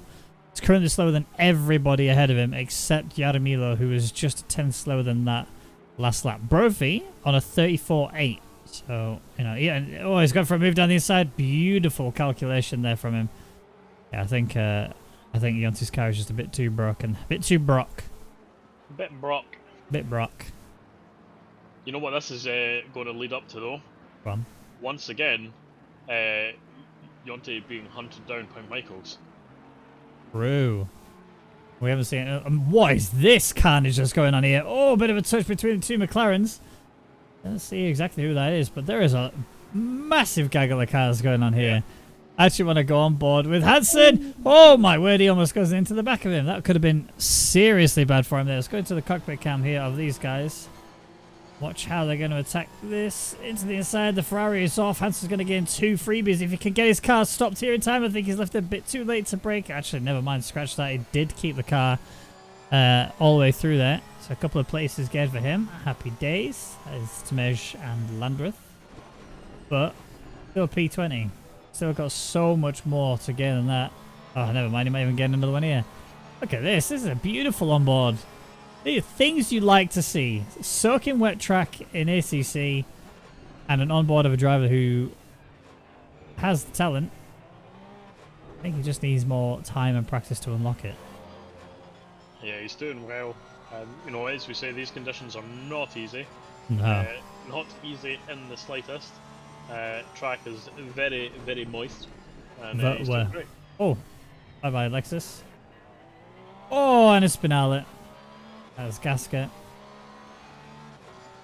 F. You just heard the rim, and the back end just went. Nope. Yeah. No chance. So fair play for Hansen's run so far. Up to P19. With a couple of cars up ahead that have got penalties of their own. The gap is a bit too big for Hansen to necessarily be able to gain anything from that. But, you know, if they carry on the way they have been already, might be able to gain even more than that. Hansen, I think, is the only person who actually has a perfectly clean car in this half of the grid. You might be right there. Yeah. Oh, never mind. His back end has been touched. I've just seen it. Oh well. The wars have been happening at the back of the grid. That livery is so ugly. I'm sorry. It just... Every time I... Oh! It does look like, you know, tech from the 80s. Yeah, yeah, exactly. You expect like massive jam jar glasses to come and say, "Hello, would you like me to give you a tour of your Microsoft Office suite?" No, thanks, mate. Just get that thing out of my sight. Jam jar glasses. Poor Yeah. guy. Poor guy's got a disability and you're slagging him. Disability. Being blind from the jam jar glasses. His choices of wearing jam jar bottom glasses has nothing to do with his poor eyesight. His poor fashion sense. That's what that is. That's good from me, who doesn't have one. Interesting time. Fredrickson on Tudor.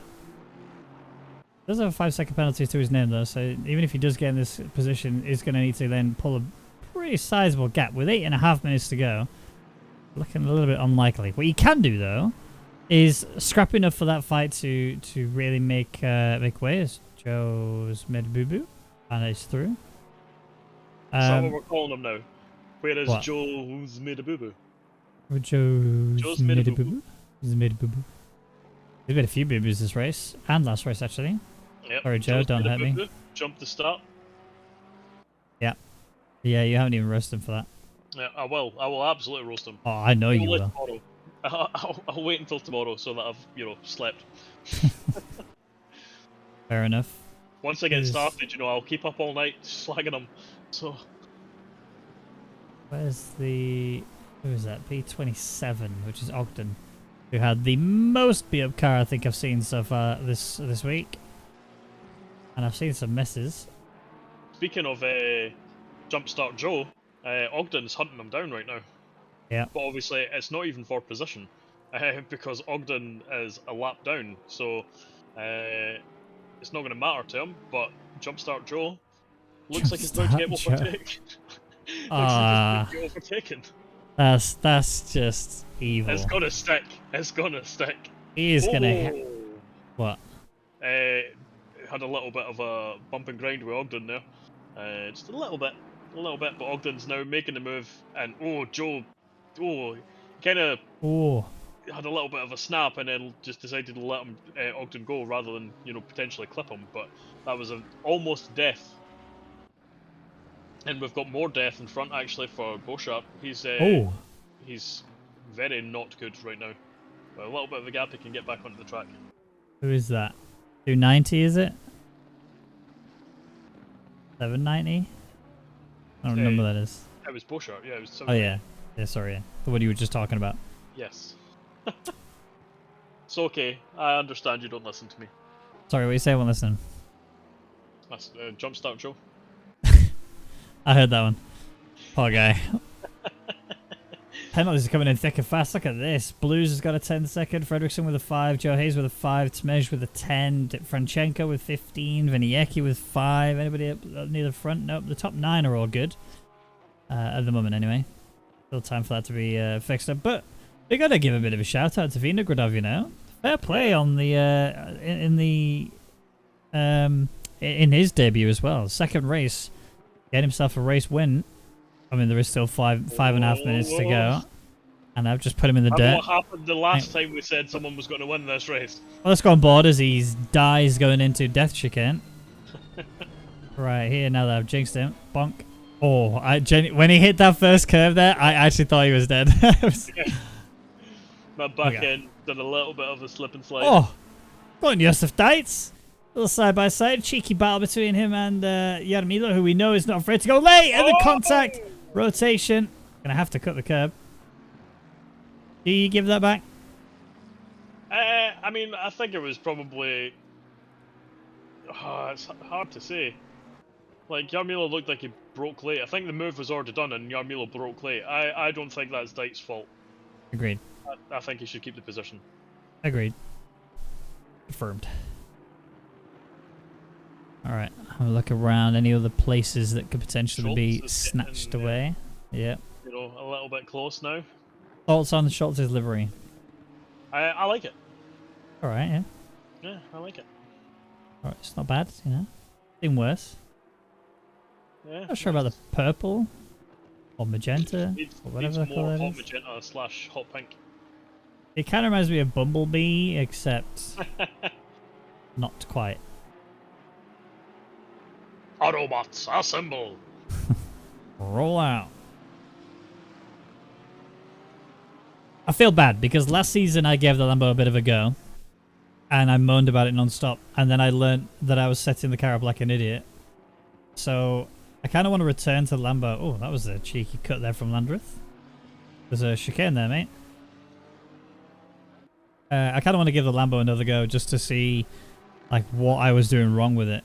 Because I was being a bit naughty with it. Dites! You were driving it. We're seeing them again going... battling through the same areas. It's like they come to that death chicane and it's just taken in turns to see who's going to make the most mistakes between the two of them. Because Yarmila now is back ahead of Dites for that P2. There was no late send from either of them this time round, so who knows, you know? Who knows, indeed, you know. You know. You know. Yeah, be interesting. They're very, very closely matched, these two. So just obviously, it looks like they're having a little bit of success at different parts of the track. So we'll see if Dykes is able to make another comeback. Oh. Oh. Sorry. Schelikens and Ogden having a bit of a side-by-side there. And they're still going at it. And Ogden doesn't... Oh, it looks like he's actually just been given the position there. That's a corner. Here comes Barnett. Little cheeky little look-see.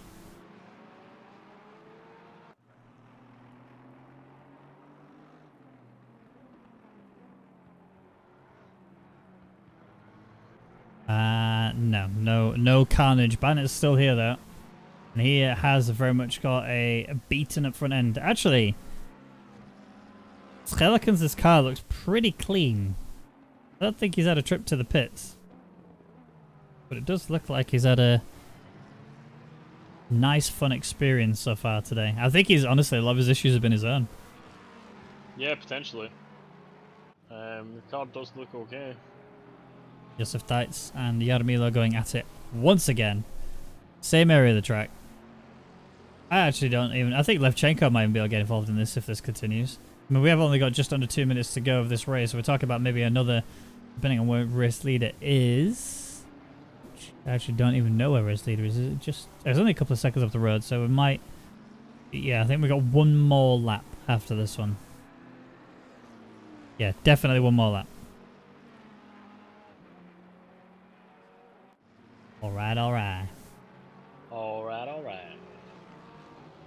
Oh. Apparently having a bit... I mean, the Bentley eats curbs. We know that. But that was very nearly not good. Vinogradov, race leader, still enjoying himself out there near the front. I've not seen Yarmila's any... made a big mistake. Tag slapper, he was sliding and sliding and sliding, and Dykes just gave him a slight tap to turn him round completely. Realistically, nothing real Dykes could do. The car for Yarmila was already gone. He was just kind of in the way of the road, so the slightest of touches. But Dykes is now properly claimed P2, and Yarmilo has dropped back. Yeah, P5 now. Pavlaitis and Levchenko both getting promoted to place. So good job to them, keeping it relatively strong. I mean, Pavlaitis, you got to remember, started what, P12 was it in this race? Has brought himself up to P4, even with damage. So really well done to just be consistent, stay focused on the task at hand, and getting, you know, again, in your debut round, obviously qualify on pole in Q1, win race 1, go into race 2, pull it from P12 up to P4. That's pretty damn good going. Yeah, he's honestly really impressed with him. He's done kind of realistically a pretty perfect weekend. He stuck it, I believe, on pole as well, didn't he? For the qualifying. Yeah. Yeah, he's nailed it. I mean, this is in this track in these conditions, you know, he's just outside of a podium, and that on the second race after starting P12, I think that's pretty much as high as you could expect. Yeah, exactly. The leader has finished. That is Vinogradov, who's taken the win. Obviously, Diet's there, P2. Levchenko taking P3. Pavlaitis, P4. Yarmilo, P5, with Mark Brophy in P6. Jonas Hackler, who really got beaten about a little bit in this race, P7. David Michaels looking pretty clean there in P8. Nathan Pierce, good recovery from him to get himself up to P9 from wherever he started in this race. It was so far back, I'm not even sure. Blues, who crossed the line P10 but has a penalty to his name, and I'm guessing by the fact that Chris Vining has only just crossed the line, don't think the penalty is going to be affecting him. Appleton will take P11, and then we start to get more into the penalty central area as Tudor is P12 with a 5-second penalty to his name. Will not lose any places. Fredrickson also having a 5-second penalty. Will also not lose any places. You got Skelikans and... knowledge Go on before then. you finish this. That penalty does come into effect. Chris Vining finished 9.971 seconds behind. Oh, a nice juicy P9 then for him. Getting a little bit back. Joe Hayes crossing for P16 with a 5-second penalty. Ansel, I think he may be a bit too far back. Yes, he is. He will not be gaining any penalty positions. Schultz 18th, Landreth 19th. Parties will take 20th. Then Tmej, Gaska, Boschert, Mullard, Franchenko, Ogden, and then Viniecki. Now we need to very quickly hop, skip, and jump over to Split Red, because they're already in their qualifying session. They've only been in it for about a minute, so we should find out A, if it's absolutely pissing it down, and B, hopefully we've got lap time on. Is it raining? You can do it again. I believe in you. You've got this. You've got the fear. We believe. Do you remember, did you ever play F1 22? It's dry. Oh, it's more than dry. Practically summer. Oh, it's like I was there for my holidays. Look at that. Oh. Yeah, you were in the middle of a sentence. Did you ever play F1 2010? Yes. You remember the You've Got the Fear lobby music thing? I never played online, I don't think. No, it wasn't the online. It was the as soon as you load up the game, it was like the title screen music. Maybe I would recognise it if it was done by someone with musical talent. Wow. Guess I'll go and fuck myself, shall I? Please, Daddy. Right, I'm going to grab the link for you because I can't play it on stream because I will get shot. Copy the link address. Right. Listen to that. I'll put it in the... There's going to be like 10 years memories coming back here. No, it's 11 years memories. But how do you know when the last time I played F1 2010 was? Eh?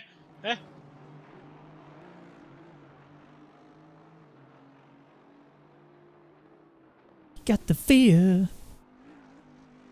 See? You get it? Yeah. Yeah? Yeah. Yeah? Yeah. Yeah? Yeah. Ah, cool. Yeah. Right, Nicholas Taylor is the person that Yes. we are that you were talking about before, who is the really fast The driver. child. The child, the 16-year-old. Car number 17 though. I feel like that needs changing. Mm-hmm. Do we have a 16? No, it Not doesn't in look here. like we do. We should petition Taylor update his number. You do it. I will. You do it. You I start will. a petition. You start the hatred. I don't want anything to do. I'm actually wounded that these guys get literally perfect conditions. Look at this. I hope it's stormy. I hope it's flooded for race 1. Why are we in free practice? I've just realised. Because remember the start was delayed 15 minutes. Yeah, but should mean that quality starts now. Because the start is normally at 8:30. Yeah, you're right. I didn't even bother looking at the time. God. Stewards! Yo, cooey. Oi, Raggy. Oi, mate. Oi, Frank.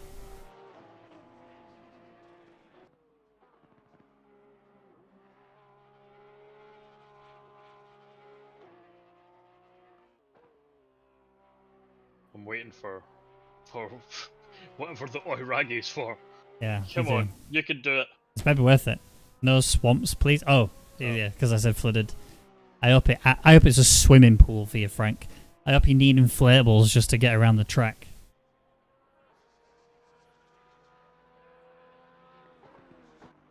We inflatable armbands. When was the last time you went swimming that was in a swimming pool and not in your little paddling pool thingy that you had at your hotel? I mean, it wasn't a hotel; it was a villa, but Whatevs. like just before the pandemic. Oh wow. I don't know why I'm saying oh wow like it was any more recent for me. I think it was even longer than that. You know. Oh wow, it's that I mean, long like, ago, man. Oh my god. Unfortunately, you kind of go do things since the world's on fire. So, True. but like, to be fair, I still like go out swimming in like Loch Lomond and stuff. I think 2019 was the last time I went swimming. That's literally what I said. You You're said like, pre-COVID. yes, which was 2019. 2020, it was like 3 months that were safe. So I love how I'm being judged for like, wow, that was so long ago, and then you're like, hey, it was I literally even just said the longer. opposite. Come on, man. That was just like, That Ragster, just a bastard. a wee prick. Why are we not in quali? They delayed the next split by 15 minutes, didn't they? Yeah, I know, but quali starts at 8:30. So if they're delayed by 15 minutes, we should be in quali by 8:45. It's now 10:50, and we're not in quali. Give this man he's racing. He needs it. It's like an injection for him. Put it in the oh, that's just look away. Oh, what have you done? Nothing. Just giving my boy a modesty screen. Hope we get nice dry conditions for NA splits tonight. Yeah, good luck with that. Good luck with that. Every single split except one has had pissing it down rain. And I hope to God it's flooded for this one, just for the fact that they've got these sunny summer conditions. Just bollocks. Ah, I'm not mad. These Clearly. times are looking pretty good. Look at this. yeah, look, 27.699, and you got just under a tenth of Lazelle's there as well. We're still yet to see Luke Black Francis as do a well, like- good lap time. Black has shown such great improvement from when he started. Oh, 100%. Yeah. He's doing so well to be right up there in P4 right now. Like, and he's not a million miles away from pole position. Nope. Not at all, at all, at all. He's only, yeah, 2.5 tenths. That's really quite close. Do not expect anything from me, thank you. Based on what I've just seen, I don't. I expect things from you, Princey. Come on. Prince knows I love him. Just, you know, it's like, what's the, it's like brotherly love, innit? You know, when you gotta... You just roast each other. Yeah, exactly. Frank, why are you not putting on pole, mate? Come on, man. Yeah, come on, man. In before he's running a wet setup, gets into wet conditions in quali, poles it by like a couple of seconds. I'd be so moist for that. You caught my yeet? No, we looked away. Yeah. I caught the point of when you were then pointing sideways, and then yeah.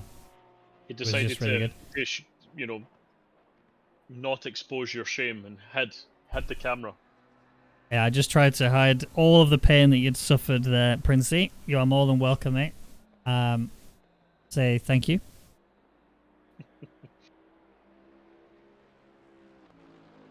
Thank you, Rag Dad. Meg Daddy, yo. Tell you who's a little bit further down than I expect him to be. Hussein. He's not put in a particularly blinding time. You know what? I bet it is, honestly. The people who suck at this track are people who, in my opinion anyway, this is just my opinion, are people who just tend to just lobby hop in pubs. You know what I mean? So, like, because there's never any Zolder tracks that are going, no one wants to do Zolder. Same for Brands Hatch. Same for, like, Laguna Seca and other tracks like that. It's always the same, like, 4 tracks. Oh, you get your wish. Oh, yes. Please be so wet. It's just... Oh. It's pretty moist. We take these. Although it is going to rain slightly less, in 30 minutes, so they won't get to experience it, but it's on the tracker. True. True.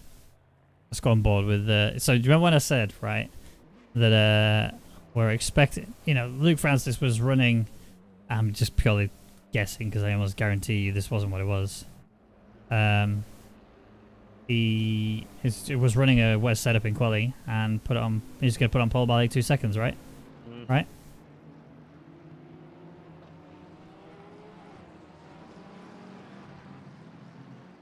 So, Give me 1, 2, 3.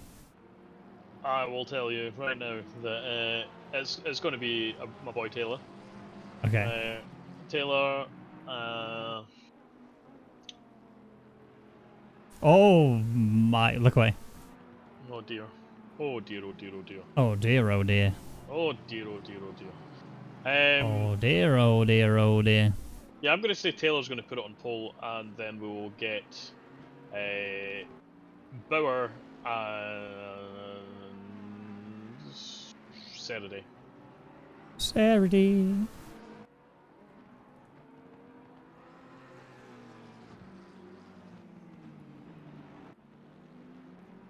I like Saturday. It's a good name. And also a great guy. Great driver. I talk about this pretty much every single week that I commentate. But I remember racing him in the, what do you call it, rookies. And it was like me, him, Barnett, and 2 other people. I forget the names. Oh, Toby's not happy with me. Me, him, and Barnett, and a couple of other people that were like just constantly fighting near the front of the grid. And it was so much fun battling with him. And he has like proper racing passion. Do you know what I mean? Yep. And to be honest, you can see it, when he's driving. He really just, he's constantly right there on the limit. Sometimes a little over the limit, but yeah. Yeah. Have you ever watched? Well, sorry, let me rephrase this. I know you've watched Top Gear, but do you remember in Top Gear when it was the three people that would talk about how every alpha enthusiast will always use the same words like passion and the really powerful description words. Serity is literally that description for me. Like every time I see him race, I literally just want to use all of those words to describe him because he's just such a good guy, like really committed and so focused on achieving those goals that will do anything he can to get them. And just the pace difference I've seen from him over the seasons has been fantastic. Till it spun off straight away, turn 1. But yeah, I totally see what you mean. However, let's the 3 people then go on to say very less than favourable things about alphas. So True. Let's we'll just keep it at the front part of that. They've improved, right?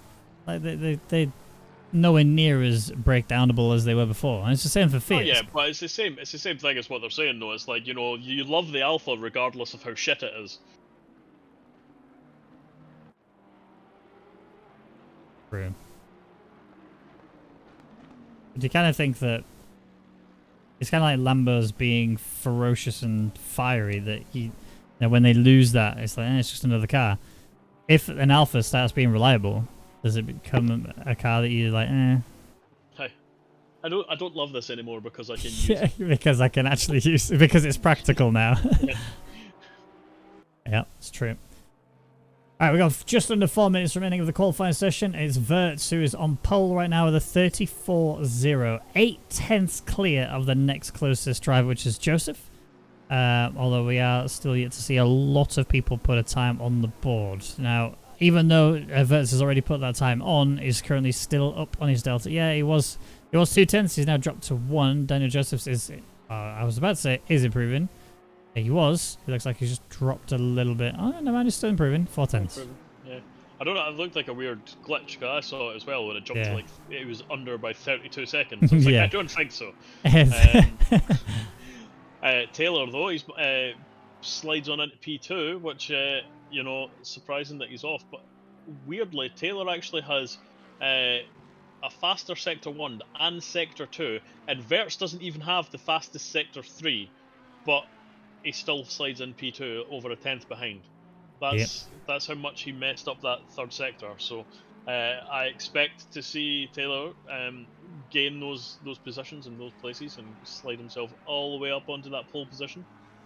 And Bauer, he steps his name up as well. Look at him now. He's 36 thousandths away from our pulsating time. And again, Simon is not just a time trial merchant. He's actually somebody you can rely on in the race. So we'll see what he's got in his sleeve, in his pockets, up his friend. I was going to think of well, I had a name for what I was going to say, but I thought maybe it's probably been inappropriate, so maybe we were. Luke Francis, to get a time on the board, improved, it goes P6, only half a second away from our pulsating time. We are going to see also Daniel Joseph, who's looking at gaining a couple of tenths, but he's only a couple of corners in. Yeah, I'm just having a look, see who's gaining right now. Verts looks like he's up, you know, a fair bit. About 3/10 up just now. Still got a long way of the track to go, but it's a pretty good opener. Joseph as well, he looks like he's improving. He will put himself provisional pole position with this improvement. But he hasn't validated, so... F. Yep, big F from him. Lizelle, he's going about 7/10 faster, but he's still like 1.6 off the pace, so he's still got lots of time to gain. Verts though is still gaining lots and lots of time. He's looking very untouchable right now. Yeah, scarily untouchable, to be honest. That pace is really, really good. I mean, Nicholas Taylor's also found 3/10 as well. 7/10 gain now for Verts. It's just dropped. He's actually dropped a fair bit through Sector 3 again. That seems to be an area that he was quick earlier, but if he's dropping that much time there, he's made a big mistake in that hairpin. Not good news. Lagalante! Yeah, right up there onto provisional pole position, but it's not going to stay for long as Verts crosses the line once again. Nicholas Taylor. 6/10 look. Yeah, it's looking close. He's looking very close to taking it. He's managed to keep this so far, but will he nail Sector 3 this time? He's right on the back of Thorpe as well, so any mistake from Thorpe could ruin Nicholas Taylor's lap, but it looks like he's nailed it. 8/10 gain. This is going to be a big, big step up in terms of the pulsating time. I mean, good exit there. 9/10 gain. He's going even faster. Maybe even hit that 1 second margin. But here comes the new pulsating time. Slap. 1:33.198. And I tell you who else is improving a hell of a lot, but he's just dropped a bit. As I say, that Lagalante was up 4/10, and he's just dropped it in Sector 2. Yeah, and you've also got Simon Bauer, who's half a second up right now, but he only has one chicken to go before he gets to the end. It might be able to sneak a P2, and unless he magics out another couple of tenths here, he's going to need a lot through this. He's going to get a P2. That's what it looks like from here. Yep, there he goes. That's him up some good places. Daniel Joseph will also step up 7/10 as it sits. He will move up to around about Bauer, just underneath him. Maybe sneak ahead of Verts if he can keep it together, but he's just dropped a couple of tenths. I think he might be falling probably to Lagalante's area. Yep. So, looks like so far my 1-2 is correct, but P3, Verts came out of nowhere and, you know, it's done such a great job. Yeah, 100%. Please be flooded. Please be flooded. Please be flooded. Just let it happen. Just make it so. Cardoso, boom, B14. Patrick Prince. I mean, this is a bit concerning, isn't it? Patrick. I would have thought that, I mean, he's a second up, but he's still miles away from the pace he needs to be at. He's 5.5 seconds back off pole on his previous best. And he's only 6/10 up here. Yeah. Oh. No, now he's gaining it again. So he must have had a real horrible Sector 3 before. Yeah, but I mean... He's only gaining one position. Yeah. Princey, you said don't expect anything from you, and you delivered. He set us realistic expectations, what can we say? This is dry! This is bullshit. Glorious. It's slightly damp. Moist. Track condition says damp. So I want to find my game files that has it bit where it determines what it is and just change it from damp to moist. I like it. But make it so every time it says moist, it just comes out with some like moist, like on a soundboard, you know? Yeah, play a wee soundboard and it'll just be me. Moist. Moist. It'd just be to Jeff. Hey Jeff, what's the weather track weather on track right now? Moist. Car on the left. Moist. Nicholas Taylor is a beast. Simon Bowers right there with him, and this is going to be one. Oh, it's the happy car. Yes. Yeah. Simon. Oops, wrong button. Look at it. Chat, tell me this is not the happiest car you've ever seen in your life. Look at it. Simon, if you can hear me, put your lights on, please. Make it like a little happy face. Look at it. It's so cute. That is by far the happiest car I've ever seen. I've just realised you can't put his lights on yet. Stingray face? Does it look like a stingray? I don't know if it does. Does it look like a stingray? I kind of see what he means. I'm sure I've said this before. Like, I always imagine cars, like the headlights of cars, like the whole front and back ends of cars is like little faces. Like every car has two faces, right? Oh, look at it! Person that I know. Oh, look! He's so cute. Thank you, Simon. I appreciate it, mate. That's made me a very happy boy. The happiest of bunnies. Not as happy as that car is, though. Mm-hmm. And no safety car, remember? So we're just going to get cracking straight into the formation lap. Ready for race 1. And we get a Q2, and then race 2. Alright, go on then. Hit me 1, 2, 3.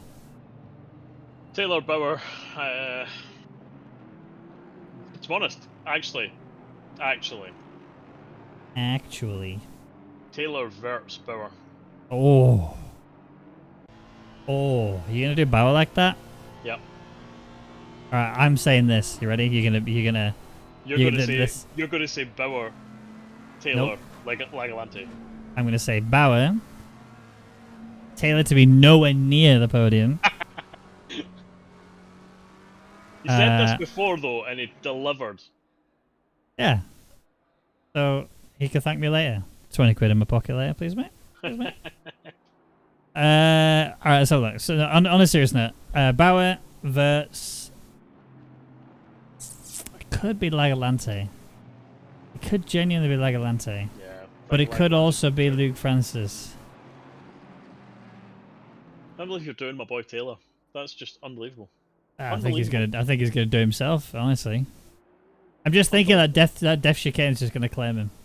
Nah, he's clearly far better than you give him credit for. No, pace-wise, absolutely, right? But one thing I've critiqued Taylor for a few times is the consistency lacks, right? And I think on a track like this where you have to be consistent all the time, going through the death chicane, I think this is going to sound ageist, but I think the age of the individual, it will sort of shine through a little bit here, the inexperience, if you want to call it that. And will find himself hitting the chicken, and then death will follow. Well, I hope I'm wrong for his sake. You are wrong. I can feel it. Right. I feel it in my bones. Feel it in your bones.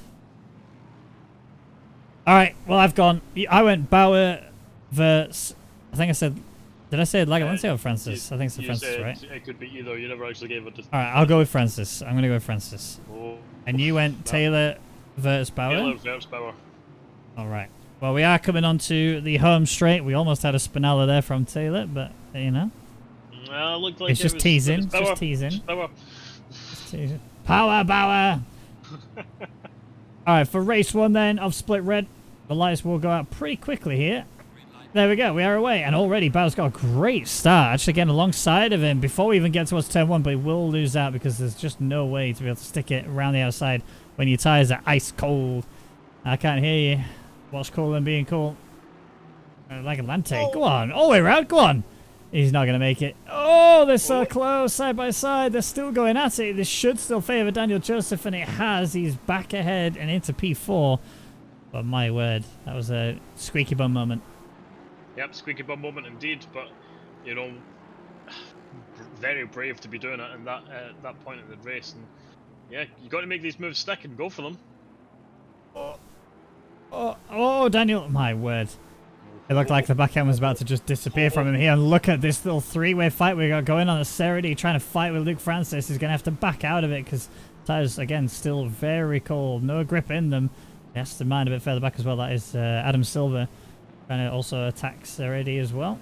Maybe just got caught out by how early he had to brake due to the fact that the tires are so cold.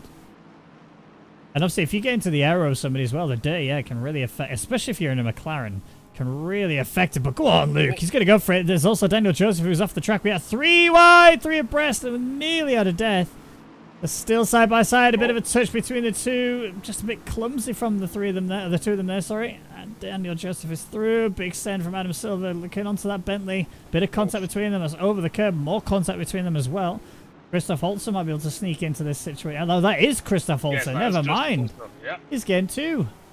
He's a little bit of bump and grind there, but that worked out beautifully.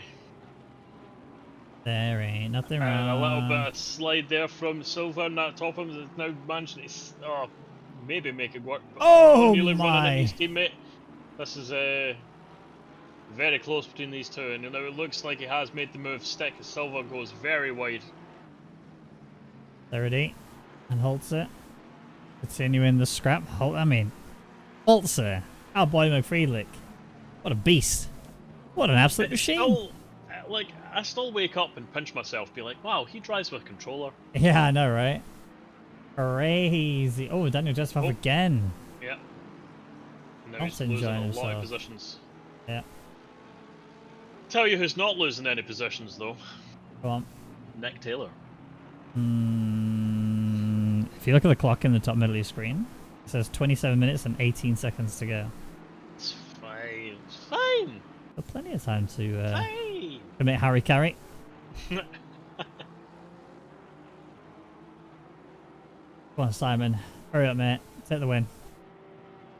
Just make the clock go faster, hit 0, but also take the win whilst right. Oh, Taylor looks like he's He's having it. I'm telling you, he's coming for him. Prince in the pits. Along with Cardoso as well, actually. Let's wait for it. Oh, Verts in the pits as well. No. what's happened there? Is this car broken? I don't see any damages on that car. I didn't see any contact at all, but let me see if I can find it. We go No, full he's not drone had cam. any contact. He must be having actual IRL wheel problems or something. This car is as clean as you could possibly get it.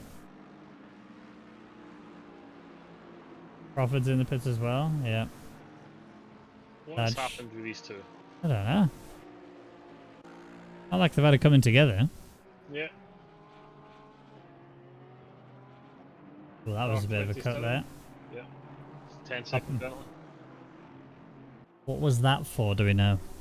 I will tell you that it is for a contact with. No idea. It's not. It doesn't say he's had contact with anyone. Interesting. On my screen, so. I'll read. 113 is P2. Yep. 747. Mr. Who's that? Mr. Verts. He's on the way out of the pits now.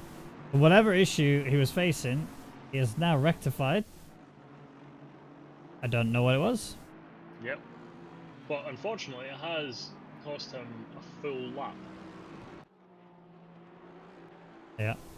That's going to be a big F. Right, that. The biggest of Fs.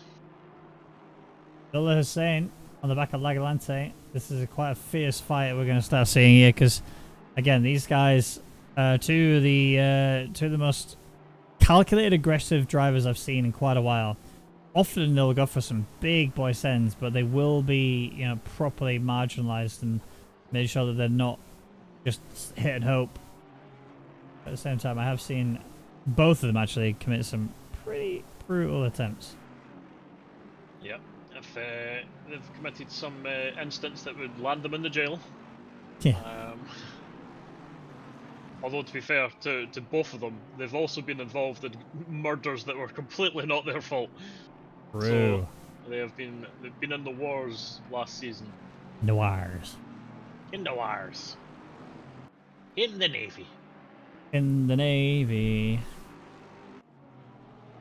Lee But, Thorpe, I believe, is a new person to league. Oh, that's Lizelle. All out of shape. What's he doing? He's back in. He's all over the place. Really struggling to keep it under control. Under pressure as well from Omar. that Go Omar around the looks like outside. he's attempting to go around the outside. Go Will he on. make it stick? Unfortunately not, and that's just 11 black as well to get nice and close. Potentially just get the run on Omar. Adam Silver. Have they swapped place? Oh no, sorry, it was right the first time. I thought they Silver was when he backed out to let his teammate through. Daniel Joseph, and very wide there, but that is optimal. Just not advised. If you hit that wrong, whew, death will be upon you. Track is now green, no longer damp, Oh, baby. but it is still be bloody slippy. Yeah, it's still not the most ideal conditions. Oh, getting a little bit of a flash there from Joseph, looking to get past his kind of Silver? teammate of the same. What's the name of their Oh, I don't know actually. CRE or something? I think it was CRN, right? CRN. That'll be it. Is that it? That Somebody sounds like it. somebody mentioned, typed in the chat earlier with that, something like that. Oh yeah, CRN, nailed it. Yeah, CRN Robbins. But yeah, we've got We got a few little fights going on. Luke Francis, Yeah. Serity, and McFreelick still keeping wanna- themselves going.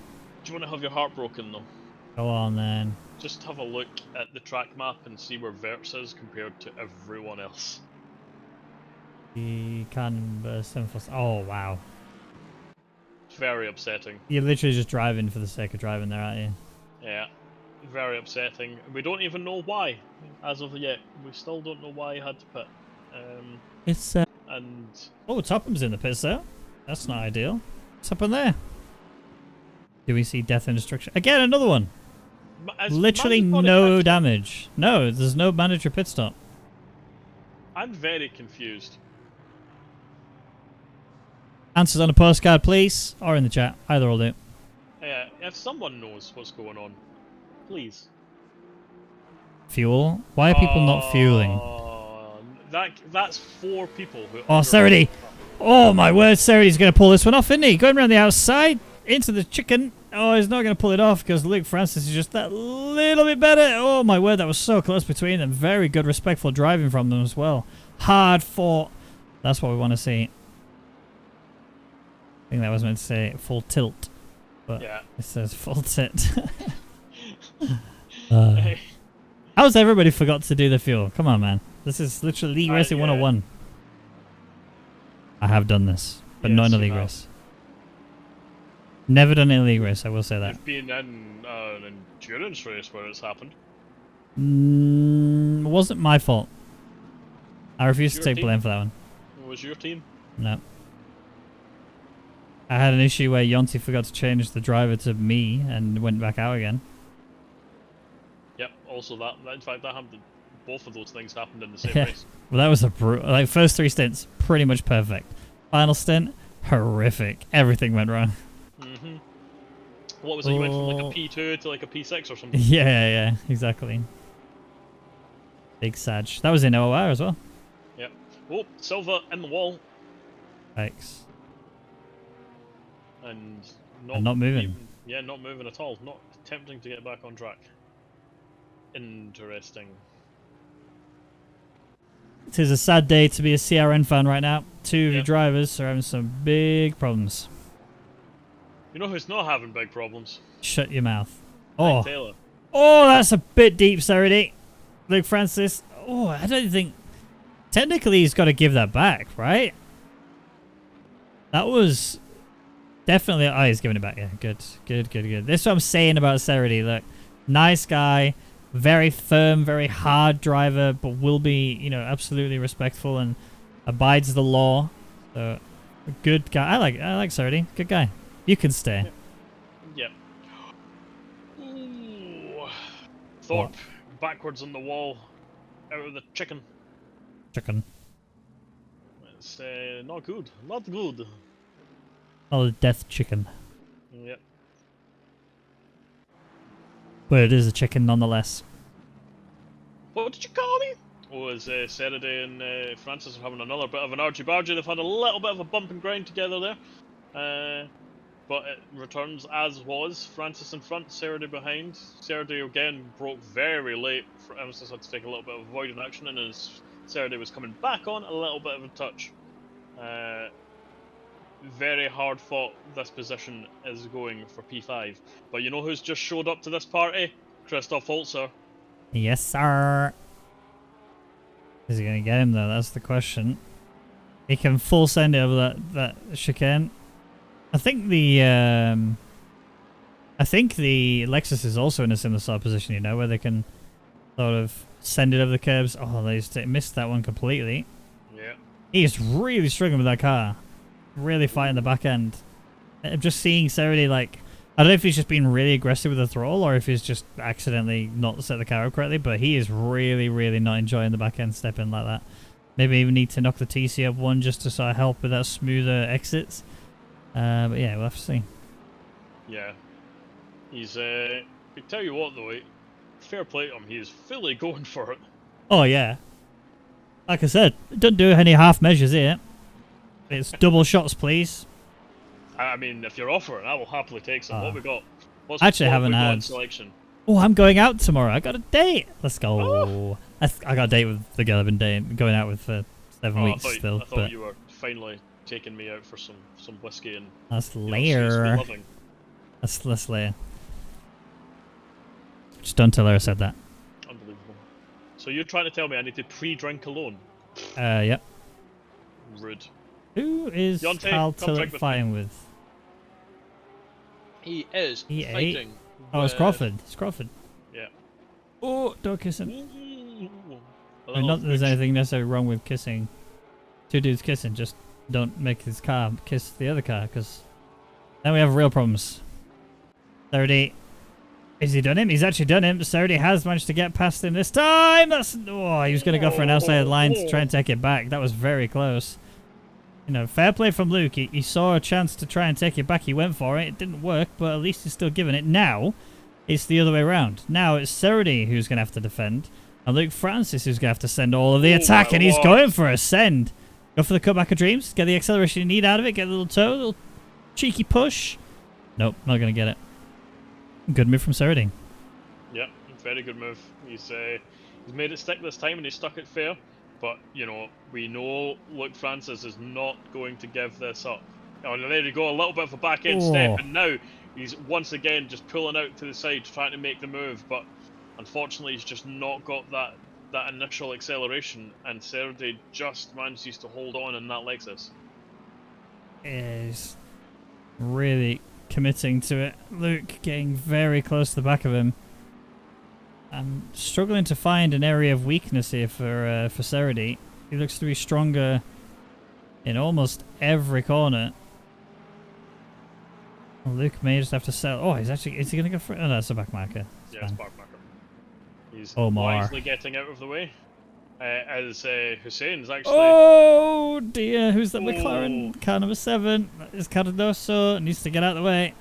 Yep, and Hussein, as he was going past him there, actually just proper launched himself over the curb and nearly died. So no, no! Oh, what a catch! What a Luke. catch, Luke! I mean, I feel bad for Cardoso here, but at the same time, you should have been well out of that situation. Yeah, 100%.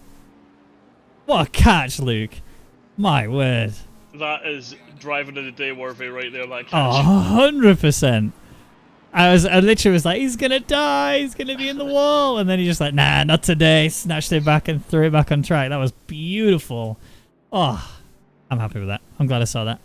Yeah, that was a very good move, but Serity looks like he made a slight mistake there, just eating too much of that curb. Stuck the back end, step out, but, you know, Luke Sladley was just a little bit too far off.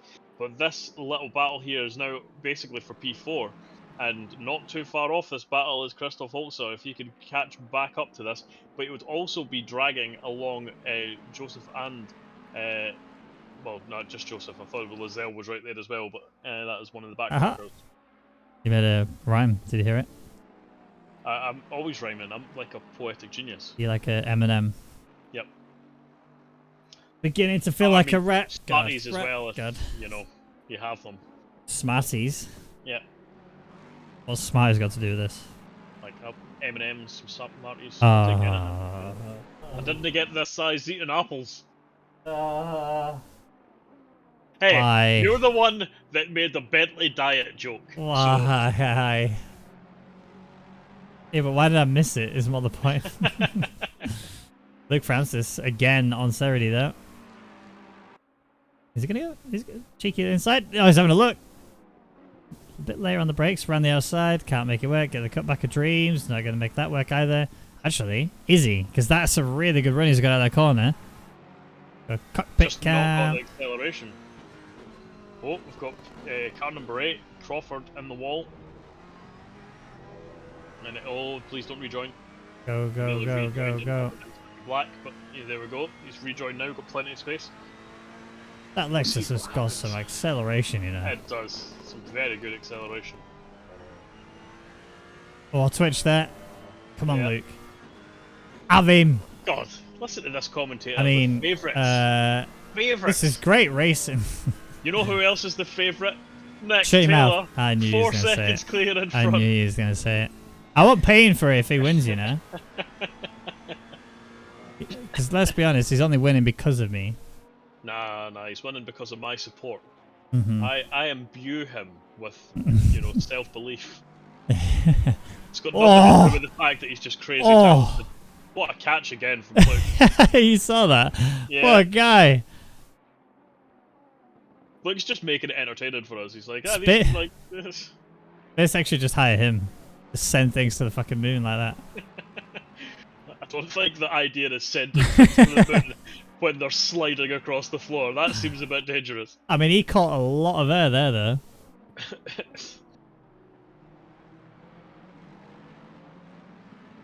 And having a look, Joseph is all over the back of Christoph Holzer now. That McLaren is so beautiful, I will say. I think that's my favourite McLaren livery so far. Oh my word, that was late. Nearly. Oh, he's going to get a good run out of this corner. Might be able to get him. I think, in fact, he will. He's going to actually have to pull out of the slipstream pretty early. There it is. Oh, he's chosen the wrong way. Go the other way. Outside line here. This is the only car I can think of. Maybe the Porsche, who could actually stick an outside line here, but the back end kicking out. Didn't carry the momentum he needed. And that's why he's lost the position. Don't take the outside into T1, people. He's caught right back up and looked like he was trying to make a move stick as well. But unfortunately, had to slide on in back behind Serity. But look at this, he's got the run. Send. I thought he was going to do it. Oh. Lick it. Stamp it. Send it. You know what's really impressive though with both Francis and Serity? They're fighting so hard and yet they're still keeping pace with Hussein. Yeah, true. I mean, at the same time though, like, Serity and Hussein, they only need one minor little fight, even if it's just a very, very small touch. And Francis could get in both of these places. So, Yeah. I'm being told we should see a penalty for Joseph. Don't know why. What's he done? Like Galante is catching Bauer. Yeah, but 1.7 seconds, 10.5 minutes You know to who go. Bauer's not catching? Stop talking. I just love it when you're wrong. Again, I will say it. I did it for his own benefit. You're welcome. I will expect my check in the post. He Who sent actually you a checks piece of anymore? chicken instead. I'll send him my bank details. I can just hotwire me. I'll go on inside this time. Oh, he didn't quite stay in the tour long enough. Who is that? Oh, it's Omar still. Omar's actually got a fair bit of pace. Yeah, he's just unfortunately caught up in all the fighting that's going on around him. It's a very twitchy back end there for Daniel Joseph. Roadrunner Racing. That's quite a cool name. I like that. Serity's caught right up to the back of Hussein here. Oh my word, that was hard send. Surely not going to have... They're not going to have any sort of penalties for drive-throughs, are we? I've not seen one yet. That was a cut. Wow, That Francis. was a cut. Although, to be fair, I've seen a lot of people cut that in the previous races, and nothing seems to have came from it at all. I mean, So I don't know if the track, like, limits register that as a cut. There's been a lot of people doing it. you do have to hard cut it, and you need to make sure and you do still have to come out the other side of it and gaining time. So in order for you to get a warning in the first place, I have had warnings there a few times in the past, but not recently. Sarah's going to try and miss on Hussein. Feel it, it's Yeah. happening. It's happening Inside. right now. There it is. Oh, that's it. Very tight line in its E1. Oh my word, that was very nearly death. Hussein was hoping for a massive cutback there, but then Seraday, very clever, made Oh, sure to keep the apex, no. and that's another big catch from Luke. Hard to see who was at fault there. Oh, they're still going. Yep, I thought they were both, I thought he was dead. No, they both caught it. Wow. I played to both of them. That was brilliant catching from both of them. I mean, it was a shame the contact Look how happened. much time that they've lost, though. Yeah. That's to be expected when you go for those kind of moves. Apparently we got to... Hussein off into the wall. No contact this time, just killed himself over the chicane. Dodge. And we have a fight for P2. Lagalante has closed in onto the happy Honda, which isn't going to be very happy for much longer, I think. Oh, that was a beautiful couple of lines that was there. Happy Honda. You're not going to be happy for much longer, huh? I like it. I like it, Smarties. Well done. That's going to be your rap name from now on. I'll take it. Alright. Guesses on whether or not Lagalante passes Bauer. I'm going to say no. No way, Jose. No way, Jose. Alright.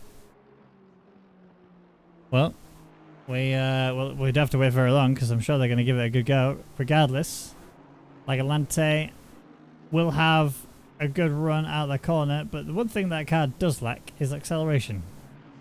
I don't know. Oh, that's he's sending over those curves.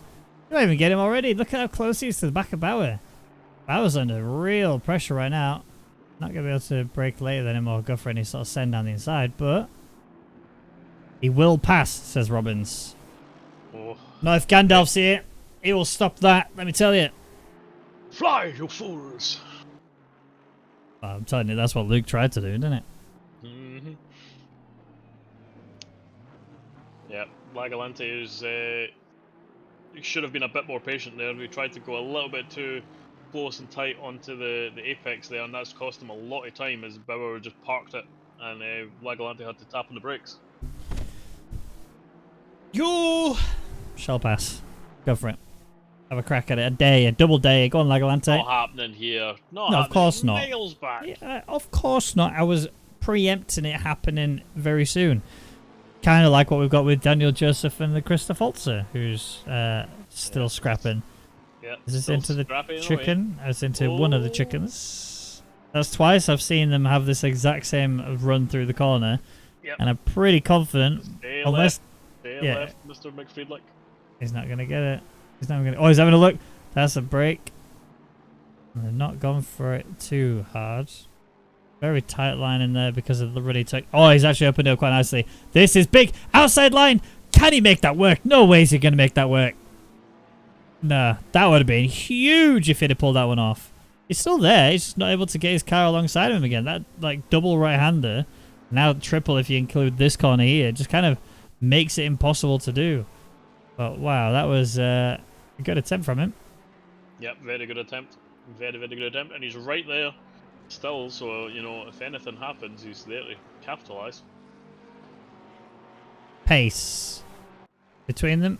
130.7 for Daniel Joseph, 131.0 for Christoph Holzer. So far, it looks like Joseph is faster. It's just that Holzer is... Well, look at the size of that car. How do you pass it? Oh, don't die. Oh my god. Don't do that to me, Daniel. It says Roadrunner Racing, not Lawn Mowing Racing. Come on. To be fair, when did you ever see the Roadrunner on an actual road? A few times, actually. Well, actually. A lot of the times when they'd paint a picture of a tunnel on the True. on a wall, and then you just shoot right through it.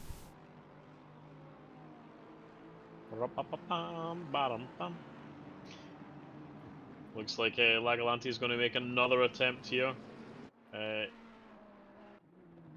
Yeah, good positioning there from Bauer. Oh, But he is totally eating that curb, and that's going to totally open up for Lagalanti now. hey, look who's in the chat. Oh, he's going for it. No! Oh, he nearly had a touch. Oh, That was very that tight was between so them. close. Oh, fair Yeah, play look. to him there. It's Jumpstart Joe. Hello, Joe. How are we doing, Jumpstart Joe? Jumpstart Joe. Joe, I have nothing to do with this. Oh, my word. Lagalanti! There's a bit of a touch between the two of them. That was nearly Bauer getting rotated. Again, I know that they're giving each other a really good go in here. This is great stuff to watch. This is excellent to watch, absolutely excellent. But what it is doing is it's costing them both a lot of time. I promised Raggy I was going to slide into your DMs and start insulting you. But now you've showed up, so I don't need to slide into the DMs. I can do it publicly. You had no clue what the jump started? Badge. I said on the thing, it was like, we never saw it, and you never gained any advantage at all, so it seems a bit harsh to have 10 seconds, but them's the rules. Them's the rules. So they do this, I think 81 kilometers per hour is what they allow it for. But yeah, no speeding, any sped. And naughty, naughty. I cannot get over how much that Aston can just full send it over those curbs. That is literally the only place that Bauer is losing out. And How that, did he do that? like, oh, that's bad. Oh! I mean, he's waiting for him. Yeah, he's waiting. That, fair play, you know. Yeah. Well done, Lagalanti. That's As you were. Kill him again. I mean, fight again. that was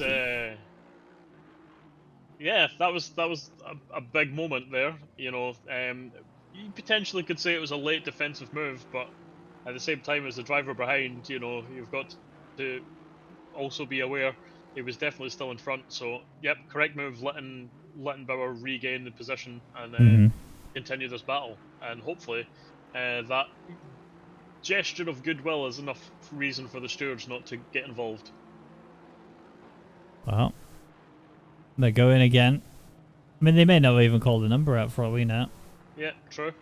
I mean, the stewards would still be watching, I assume. Probably watching the broadcast thinking, will these two just shut up? Probably got us muted, to be fair. Yeah, true. True, don't blame them.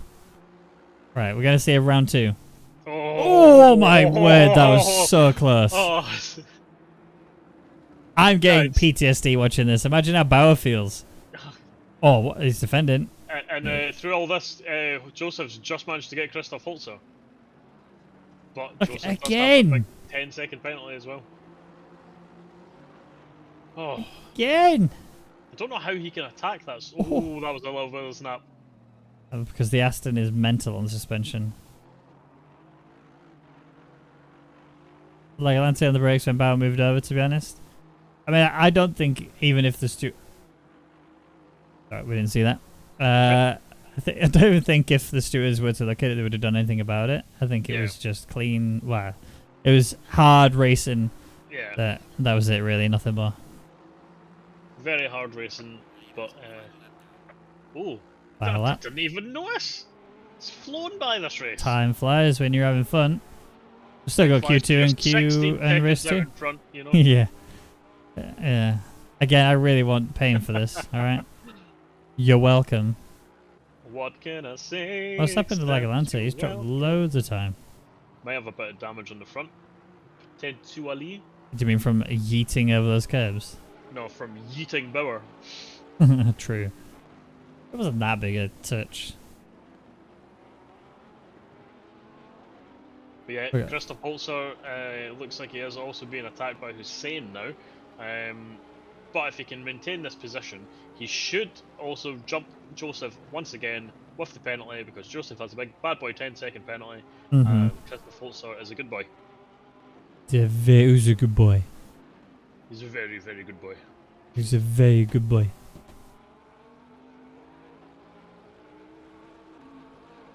Right, there is a fight going on down here for P13, but it looks like it's all been done and dusted. Where is our race leader? Car number 17. Don't see him. Just coming through the final 2 turns onto the home straight. Easy race for him. Perfectly controlled.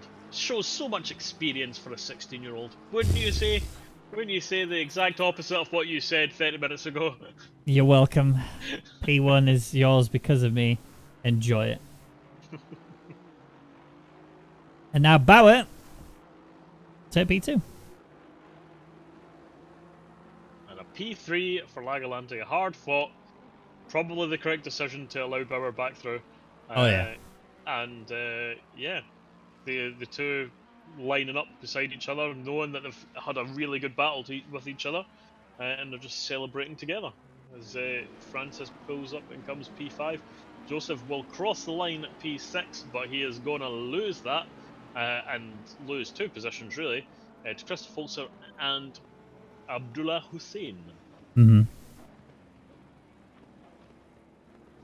If I was in this, if I was in these races, and Yonzi was in it with me, he already knows to let go of his wheel. You know what I'm saying?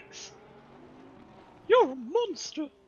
You're a monster. By the way, it is punishable in OOR. They will hard kick you out of the league if you do that. Don't do it. Good job, Barrett. But that was just race 1. We do obviously have Q2 and the reverse grid for that. So Nicholas Taylor will start in P12 in the next race. And Verts worked his way back for a P12. So he's going to be starting in P1 in the next race. What a comeback drive for Verts. I literally did. Yes, then. Carry on. As you were. From whatever issue he had to get back to P12, it's now going to give him pole position. Like, well played. Very well played.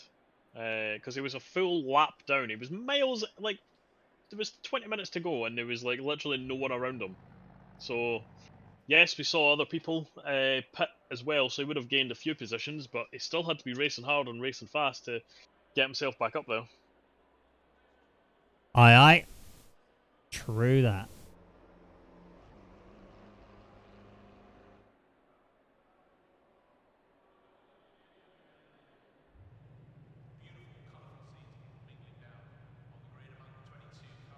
Well, Q2 underway. Only the drivers outside of the top 12 get to do their quali. Because they're fighting for P13 is what they're doing. So who do we think is going to get it? Who's going to get that P13? Who indeed, who indeed. Let's have a little look, shall we? So we've got...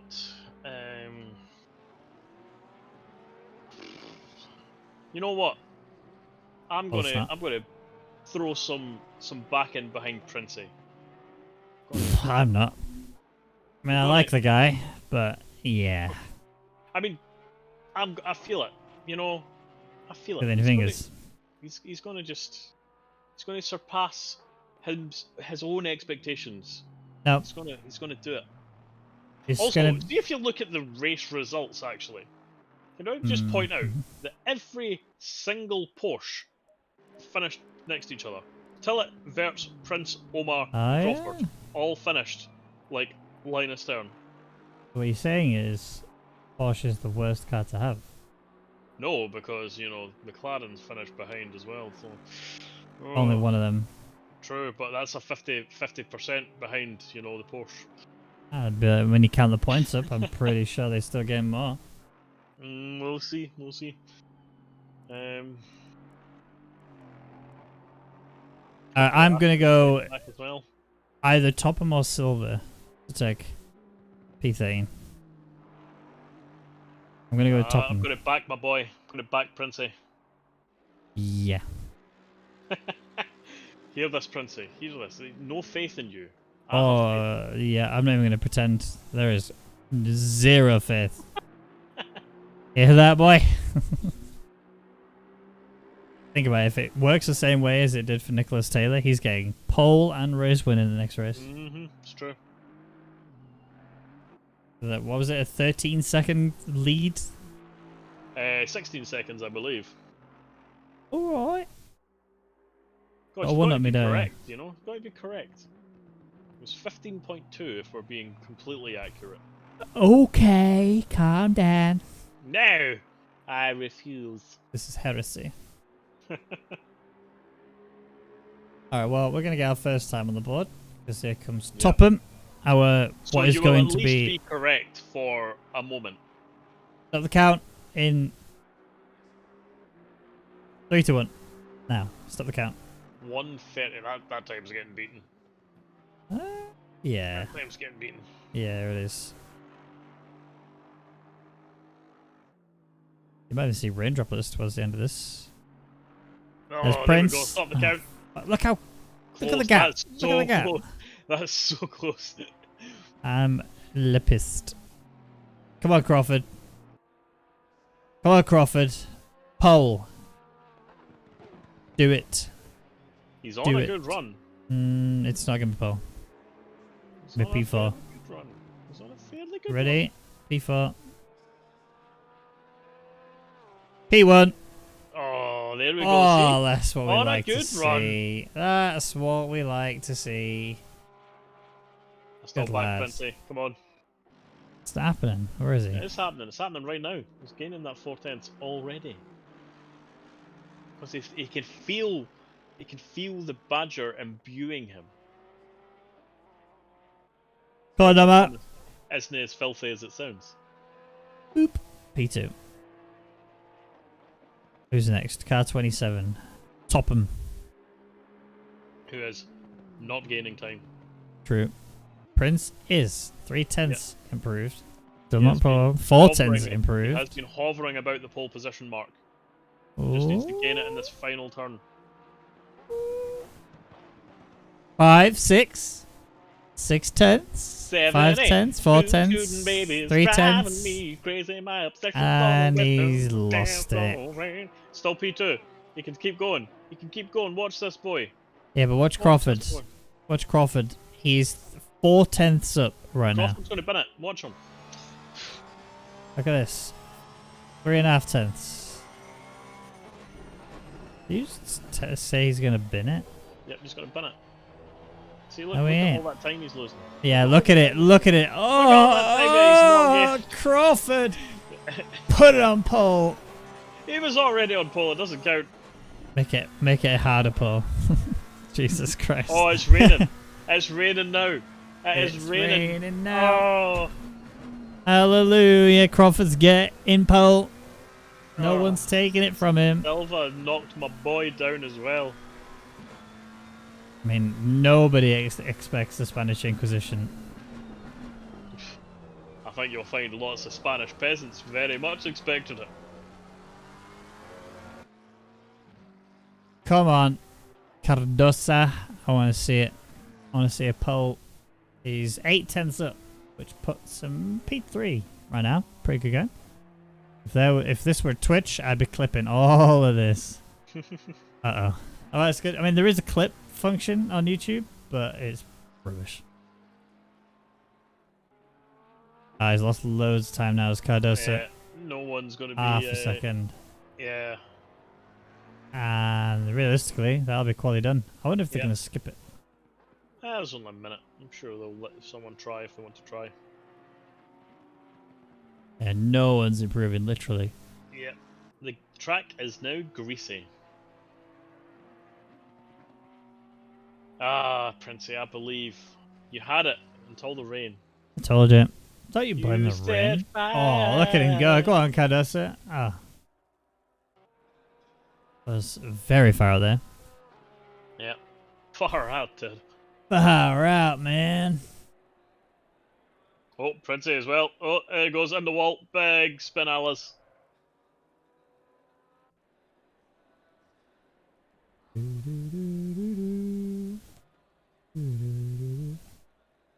I like the livery. Alright, you know. It's alright. It's alright. Alright, you know. Oh, I know. Oh, he's there, look. Oh, so cute. Put your lights on, Bauer. Bauer, give me your lights. I want to see your lights. Bauer, give me your lights. Sadly, probably a little bit too close to the end of the session for me to hear that. Bauer! Your lights on. I'm sad. You'll be happy now. Oh, it's so... Oh, but it's getting lighter. Rip. Guaranteed LJ. What does LJ mean? Oh, sorry, that's his name. Yeah. On me. It's time. I'm tired, alright? I've had a long day. I've actually had one of the busiest days I've had in a long time.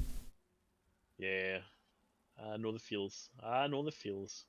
One of them, you know. It's one of them. Yeah. It's always the thing as well, once you get back from a holiday, work days just seem so much longer. True. What's an LJ? I corrected myself, right? I fixed it. Fixed up and looked sharp. As one Dizzy Rascal once said. Let's be real. Didn't look too sharp. Fix up, look sharp. You remember the Dirty Stinking Bass song? Yes. I actually really like that song. Don't judge. I mean, would I ever? I am not a judgmental sort. I am very understanding of your base desires. Yeah. My base desires? Yes. That was a great joke, and I'm very upset if you don't appreciate it. I'm too tired to really. It's been a long day, you know? This dirty stinking base. Like, ah, that was a great joke. I'm very sad. You need to do one. Been trying to, but you know, you're clearly just not aware of your own base desires. I don't get it. Ah, fine. Go on, tell Fine, me. I'll just be sad. Dirty stinking base. Big dirty base desire. I got it now. Took me long enough, I know, but I got it. I'm so sad, so hurt. Just It's sad. So sad. It's a sad, sad situation. There he is, look. You reckon we'll get a straight line now that there's no safety car? nope. I mean, he's done it on a corner, and he's basically made it impossible to do a nice straight line. Yep, just for you. Please make this relatively... What the fuck? What is this? Who is this? Tell it. Till it, you... No, line up. Come on. Everyone else has done it. Why you gotta be that guy? I would go so far as to say that's a straight line considering the corner. It's this guy. Till it just wanted to be cool. Oh, look at me, I'm different. Oh, Seradi's buggered it. What the fuck? What is this? Saturday, after all the... Who's that? 17. Nicholas Taylor. My lord! Work with amateurs, man. Fuck, it's no wonder the world's in a decline. These guys can't do bloody straight lines. Oh, I need a ruler. Somebody get me a ruler. Miss, we got a ruler. Do perfect circles next time. Have you seen those like satisfying videos where they draw perfect circles freehand? They are insane. They're really cool. I like them. I want one. You should get one. I will. I'll purchase a human that can draw a perfect circle. Freehand. Okay, let's not be purchasing any humans. For the record, OOR doesn't condone human trafficking. It is not. Just in case we weren't absolutely clear on that. We can understand where the confusion came from.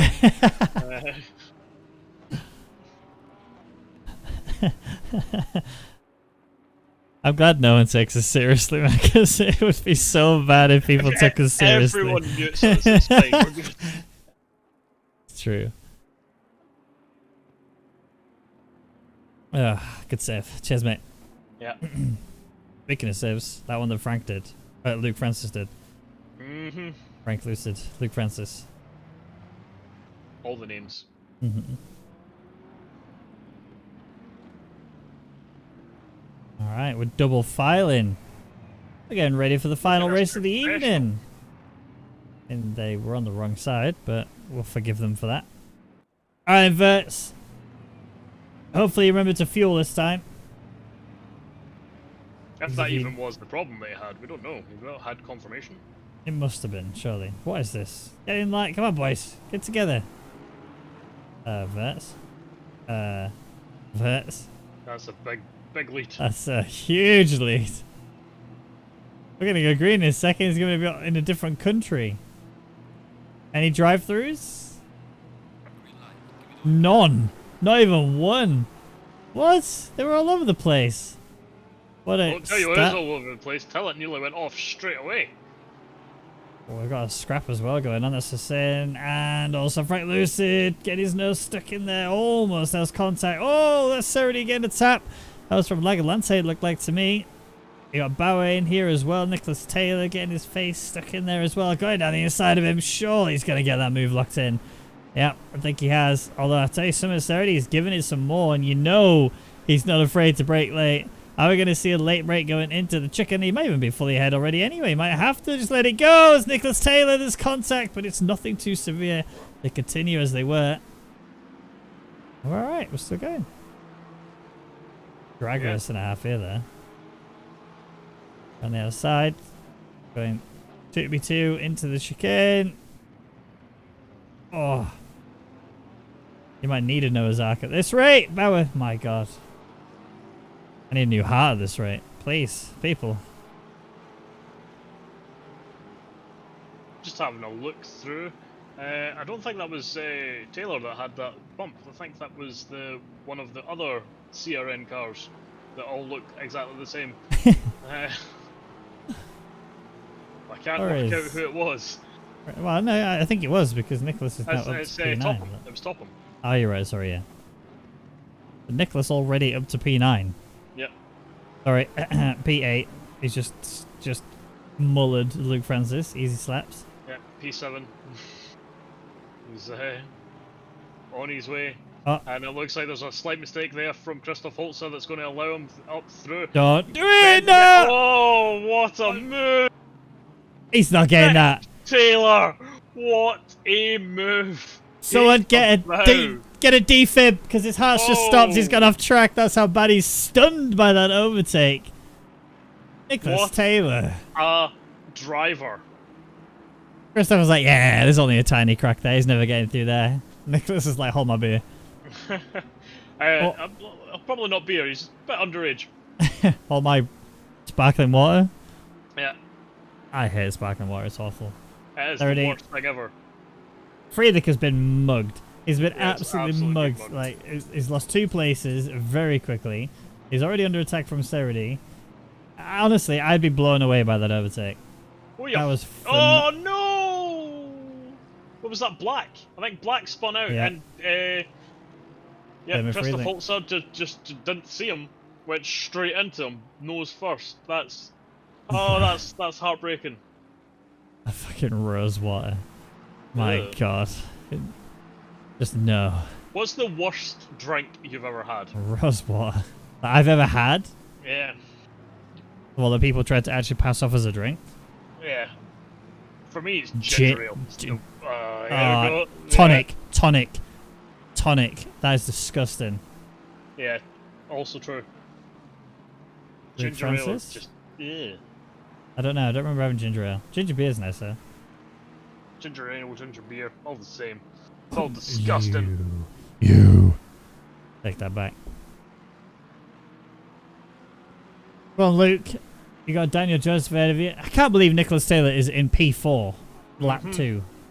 And I remember I said Hang last on. split. P3? Maybe? Maybe even P2, because that's P2 right ahead of him as well. Oh, what a move! no! Oh no! He's dropping places. This is a good sign. I mean, bad sign. Poor guy. That was nearly a great move. Might get a slap on the wrist. But I don't think you are. remember I said last race that getting a P4 is probably about as good as you could expect from Oh yeah. like from P12. So He's already straight away there. he was already up in the potential podium positions. So but Verts, he is absolutely He's gone. He's taken off. We knew he had the pace, just had a slight instant with potential fueling, and but now he's showing that pace that he has. Oh, we're stacked up here. Go for this P2. Tillett under pressure from Daniel Joseph. That slight mistake from Tillett has meant that now Daniel Joseph is going to go for an outside run. We've also got Luke Francis trying to do the same thing as well, which is going to be really tight, but they just kept it clean. Luke Francis is going to get mugged out as well here by Legalante, it looks like. Although it'll have to be an outside maneuver because they are side by side going into turn 2. Luke Francis has kept it in, and actually here comes Nicholas Taylor once again down the inside of the other Aston Martin, and we'll go on board with him in a second because he might even line up Luke Francis going into the chicken. Into the chicken. But yeah, look at the gap that Verts has. Yeah. He's like, about to start through Sector 3 shortly. He's just so far gone. I think it's mental how much that Aston Martin can just destroy those curbs. Yeah. That's crazy. Ooh, oh, bit of a send there. That's a big send there from Legalante. Never going to really work.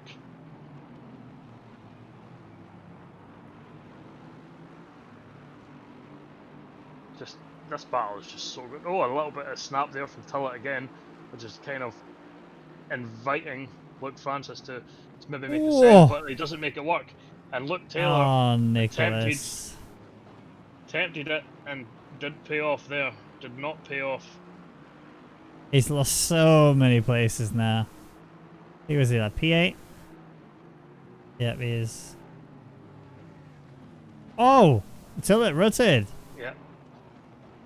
Did not see if that was contact. I don't think it was. Well, I think there was a mistake initially.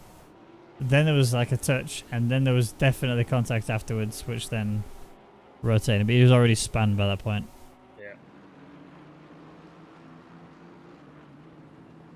Just the idea of drinking rose water hurts me. Here comes Serity. Nicholas Taylor, he's back on it again, look. He's just ready to go. He's just that good. But he's ready to fight Serity, who, he's not going to shy away. Nope. This is going to be a scrap and a half for this. I hope you're ready. I hope you're strapped in. And I'm always strapped in. Send. Oh, a touch. Yeah, a little bit of a bump there.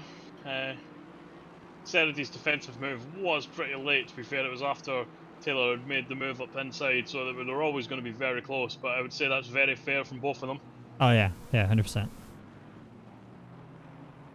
Serity's made a slight mistake, and Taylor gets the traction, manages to make the position back up to P6. Good job. Right, there is still a beautiful little fight still for P2. Yeah, P1's gone. If Verts loses this, it's through his own mistakes. Crawford has 4 minutes of damage. What did he do? I will tell you what he done. I can find it. He is car number 8. He had a big potential shunt with car 9 and car 888. He then had another collision with car 888 a little bit further down. He then had another collision with car 27. So it looks like he has been in the wars. It's 3 potential big contacts. Did they use KY? Pardon? Oh, what? I missed what you said. Did they use KY? KY jelly? Sure. Do you know what KY is? I have no idea. It's Oh, bless jeez. you. Well, thank you. Lubricant. Ah, unfortunately, I am a good Christian boy. Yeah, okay. I just looked away for a second, and Taylor's up to P5. What happened? He's just chilling, man. He's just hanging out. Oh dear. They already made a boo-boo. Went through. I was like, oh, come on, enjoy yourself. He went through. Happy days. Happy KY days. Now you know what it is. You're gonna use it all the time, aren't you? I mean, I'll have to buy it first. No, I do. No. I don't mean like that. Every time I go shopping, right, or anything, I went shopping. Every time I go shopping, I top up. Yeah, it's gotta get more. I get my extra large magnums. So, you know when somebody tells you the price of something, you go, bloody hell, does it come with a free tube of KY? That's what you say. I mean, I'll unfortunately know as filthy as you, so you know. Whatever. Yeah. I'm a good little Christian boy.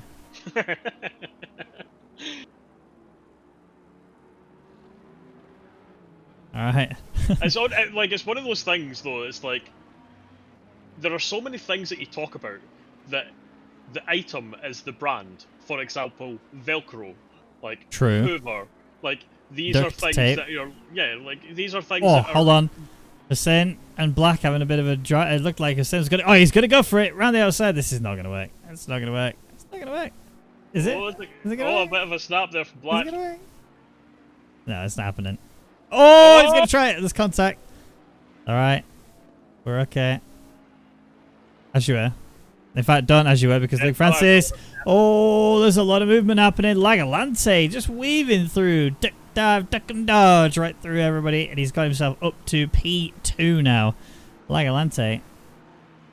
And Hussein's made move stick as well on Black, so lots of action everywhere on the track right now. I'm slowly moving forward. Yeah. And I'm going to just say, I will spit on the crisp packet.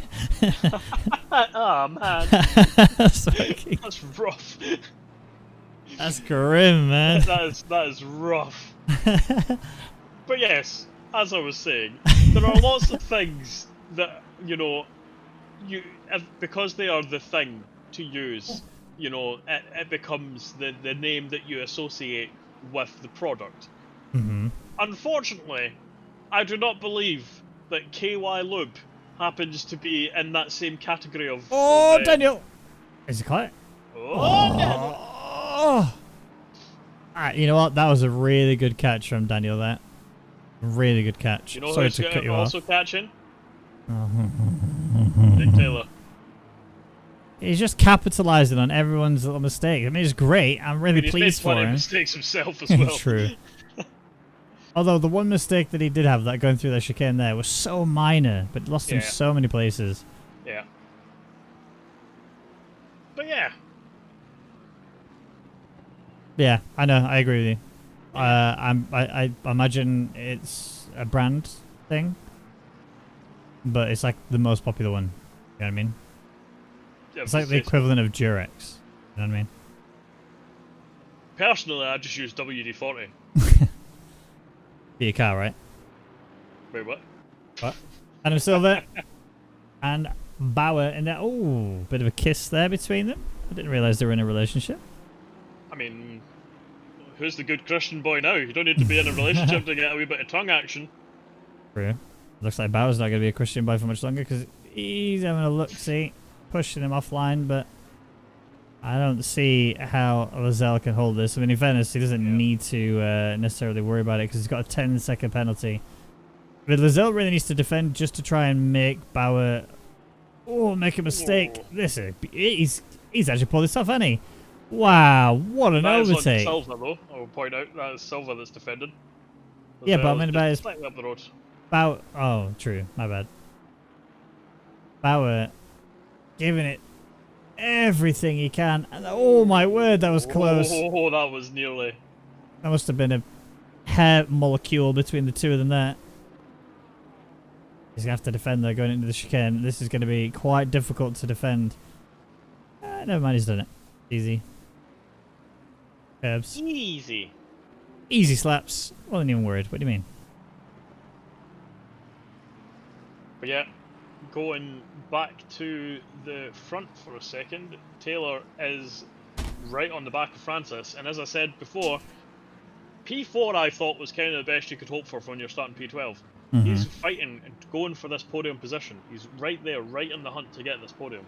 And he's not even far away from P2. Like, he's only 1.4 after Luke Francis before you can get to Lagalante, and it's not a question of whether or not he's got pace, because he's already proven that. If we look at the times around him, so Nicholas Taylor last lap was a 33.072, which is the fastest lap of the race so far. Luke Francis ahead of him, 33.372, and then it was just improved actually. Lagalante did 33.255, and actually Nicholas Taylor's obviously just crossed the line now. He's just stepped that bar so much higher. It's now a 32.808. So Nicholas is flying right now. Yeah, absolutely flying. But the one thing that you can guarantee that we always say, especially for this track, oh yeah, one thing to catch, completely another to pass. And we've seen how hard Francis is willing to defend his positions. So this is not over yet. This is going to be a good fight. I think it's going to come down to that chicane, the death chicane, because the way that Nicholas Taylor is able to send it through there, he seems to be the fastest guy on the track. So, let's see. I mean, look at the, sector times. Obviously, he's got the fastest lap overall, and most of that is in sector 2. Just a speedy boy, as we see Crawford away off and binned it into the. He's now teleported back to the pits, but he was Luke. well off the track. Luke Francis just cut a really awkward area of the track to cut. Yeah, and that has invalidated his lap, probably got himself a warning, and not really helped his battle with Nick Taylor. Nick is still only half a second behind him, so it's all went wrong there for Francis. 2/10 again there for Nicholas on Luke. So, and obviously the same applies to Lagalante, because Lagalante just very, very minorly faster than Luke. Yeah, but this is going exceptionally well for him. Rain will start to decrease in around about 10 minutes time, or within the next 10 minutes. And by the 30-minute mark, it should be getting dry. Doesn't necessarily mean that we'll see that dryness. I don't think we will. Yeah, I highly doubt it with only 13 minutes to go. Yeah, but I mean, if the rain is decreasing, we're not going to get to dry tyres, that's a guarantee. But the track might become quite dry. I mean, it's only damp right now. It's not really that wet. So these tyres are going to start to become quite difficult to manipulate there.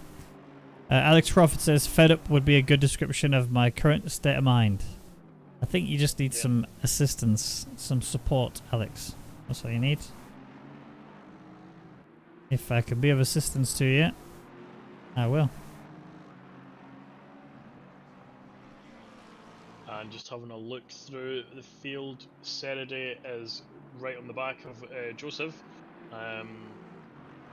Serenity just looks so, I want to say confident under brakes, but overconfident really, as we see a drive through for Topham.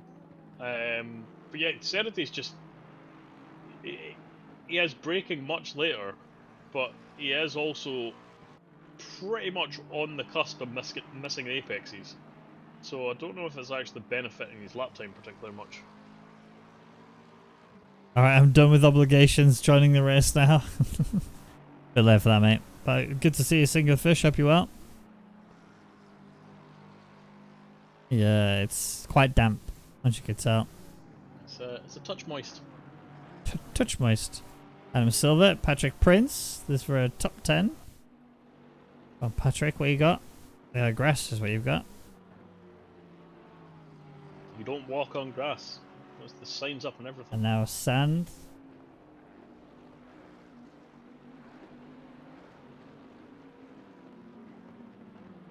Was surprised by pacing quali 1 and start of this race. Did make my own mistake snatching a break into the hairpin. Caught out by a car braking earlier than I expected. Yeah, that's unfortunate. Well, that's a big penalty for Lazelle. Is that 20? That looks like 20, yes. Wow. A lot of pain there. He is struggling with that car. Luke Francis, Nicholas Taylor. I'm actually going to go in cockpit cam for this. I want to see how Nicholas attacks this. Yeah, it would be much interesting. He's definitely been, you know, having a few sighter moves. Just sizing up Francis. Feelers. Yeah.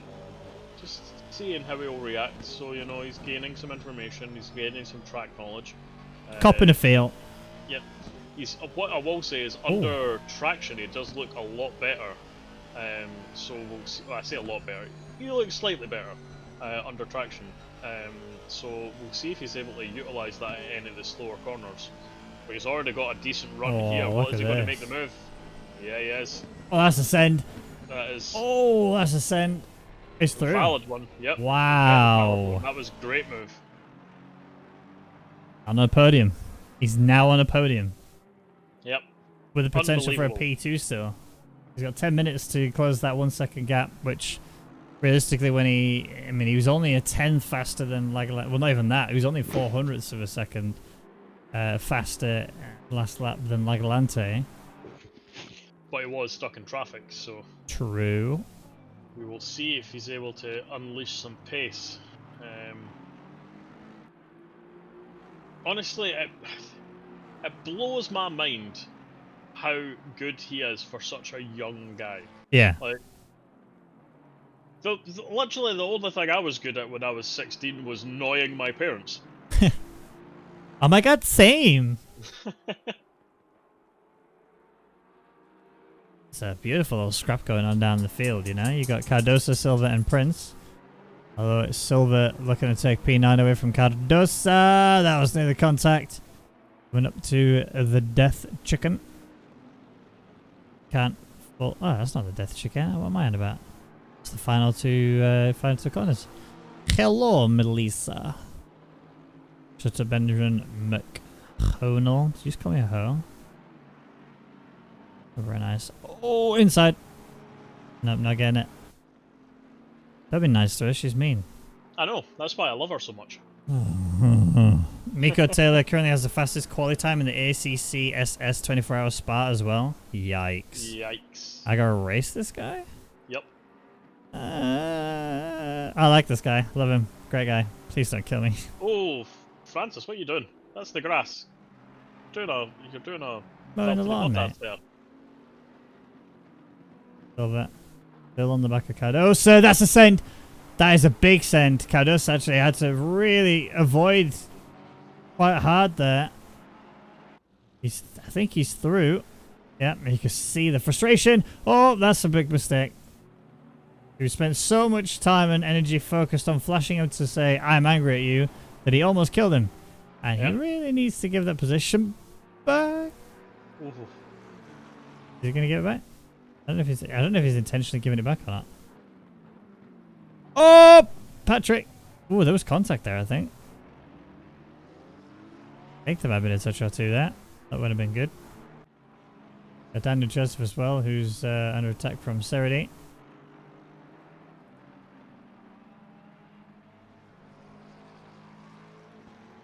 Taylor has been in clear air like the last lap, really, and he is catching for half a second a lap, which is wow.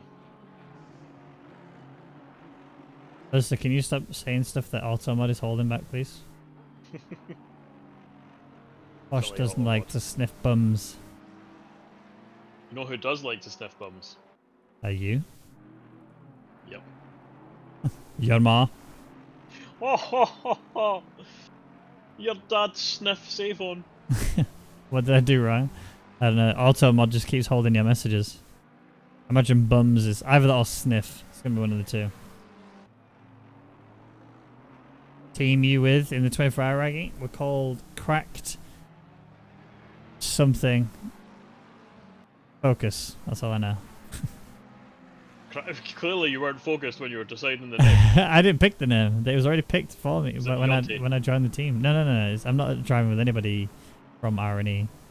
It's you know the Break League, Break, the streamer Break. Yes. It's his crew. Well, there's more Rory's crew than Break's crew, but whatevs. Maybe Well, Singular Fish can tell you. He might know. You might have that insider information. He might, you know. The thing is, I'm terrible at quality, but race is where I'm best. And my racecraft is like the best thing about my drive. Ooh, side by side little scrapperino going on here. A little three-way. You got Prince, you got Cardoso, you've got Hussein, all getting into this juicy little scrap. And look at the switcherino there from Cardoso. Like down there, Patrick Prince still stuck on the inside. You got Hussein just watching the back in the oh, he's good for an inside.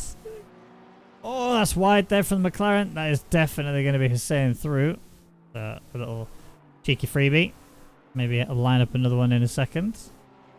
You got Serity still also on the back of Daniel Joseph, so they're going to be continuing as they are.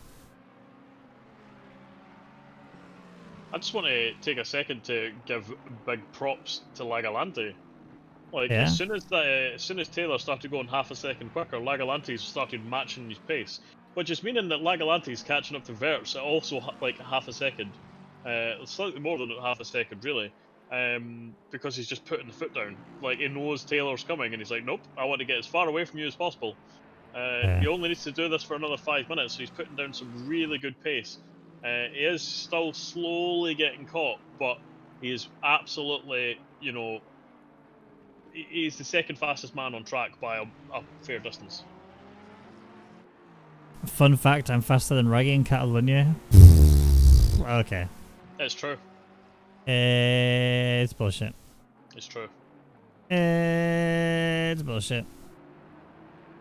My boy Christopher last place. Yeah, he's been penetrated a couple of times this race. He was up front, but had a bit of And they didn't even take him for dinner.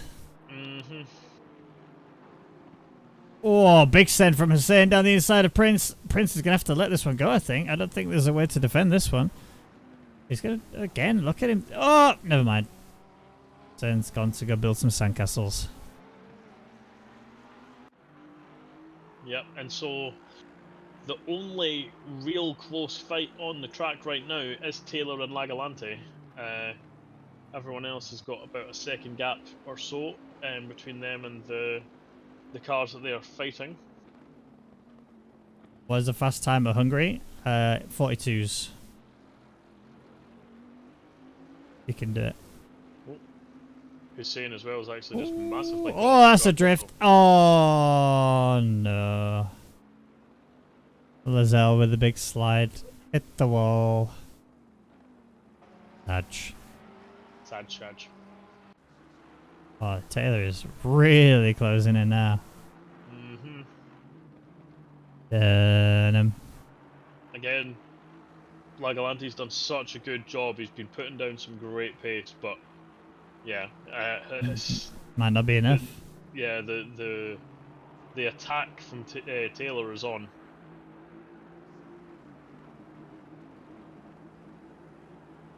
Let's see then.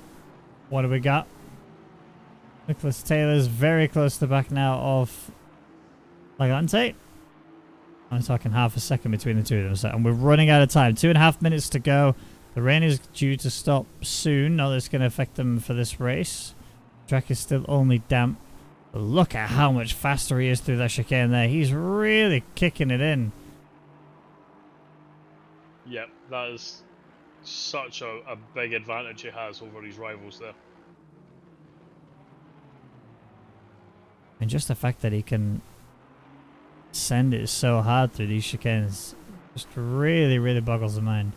Yeah, and this is going to force Lagolante to be on the defensive, which is going to allow...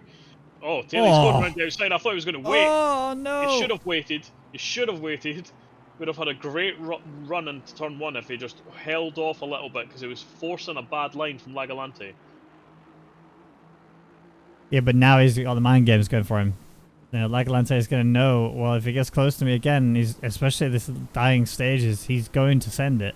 There is no two ways about it. I think we have enough time for another lap after this one is over. But we'll keep monitoring it. We'll keep monitoring it. It's going to be close. I don't think my buddy's ready for this. Yeah. Actually, yeah, there will be one more lap after this. Definitely. Wow, okay.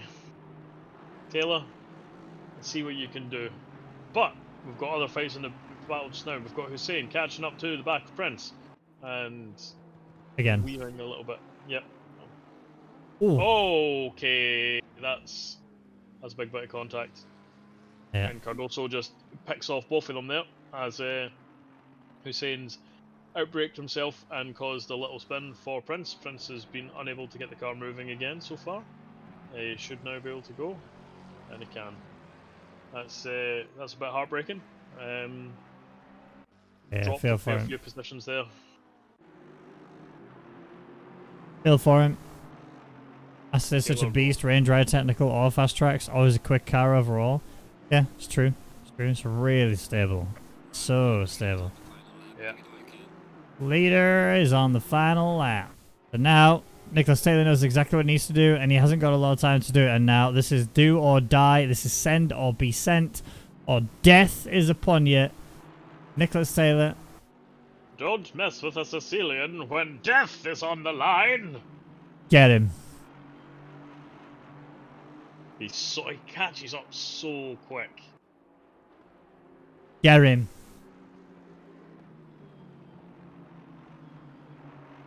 It's going to be an exit from the chicane, I reckon. Yeah. He's, well, you might get him before then. Jesus, No, what a run. he's not. Going to have to be a chicane business. He's just going to scare him off the line.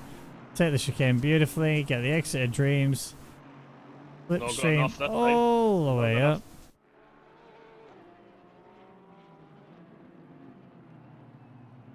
Galante defending really well though. Yeah, very well. However, we know that there's one more point where he could realistically get this move done. Oh, Lizelle with a drive-through. Oh, contact in front as well. Black's just had a little bit of a tap. They're getting out of the way. Oh, I don't know who that was off to the left there, but that could have gone horribly wrong. They need to get out of the way ASAP. Can he go for the send? Our leader, Verse, is going to cross the line and take the victory. I think Lagalante, yes, he has defended well enough to hold on to that P2. What a good job. What a good job there from, to be honest, everyone in the top three. And Francis as well. You know, he fought back Taylor hard for many laps, and, you know, to be honest, that's probably what saved Lagalante there. He was doing a great job defending himself, but he was only under attack really for about 3 laps, because Francis done such a good job at holding back Taylor for so many laps. Yep. Really, really good race from these guys here. Shame that Lazelle's going to end up getting a big fat penalty. It will almost certainly see him lose a couple of places. I think he's going to lose a lot of places actually. Cardoso coming up to the line right now. Just another position gained. Omar. Is that a 50-second penalty Lazelle's got? Let's say yes.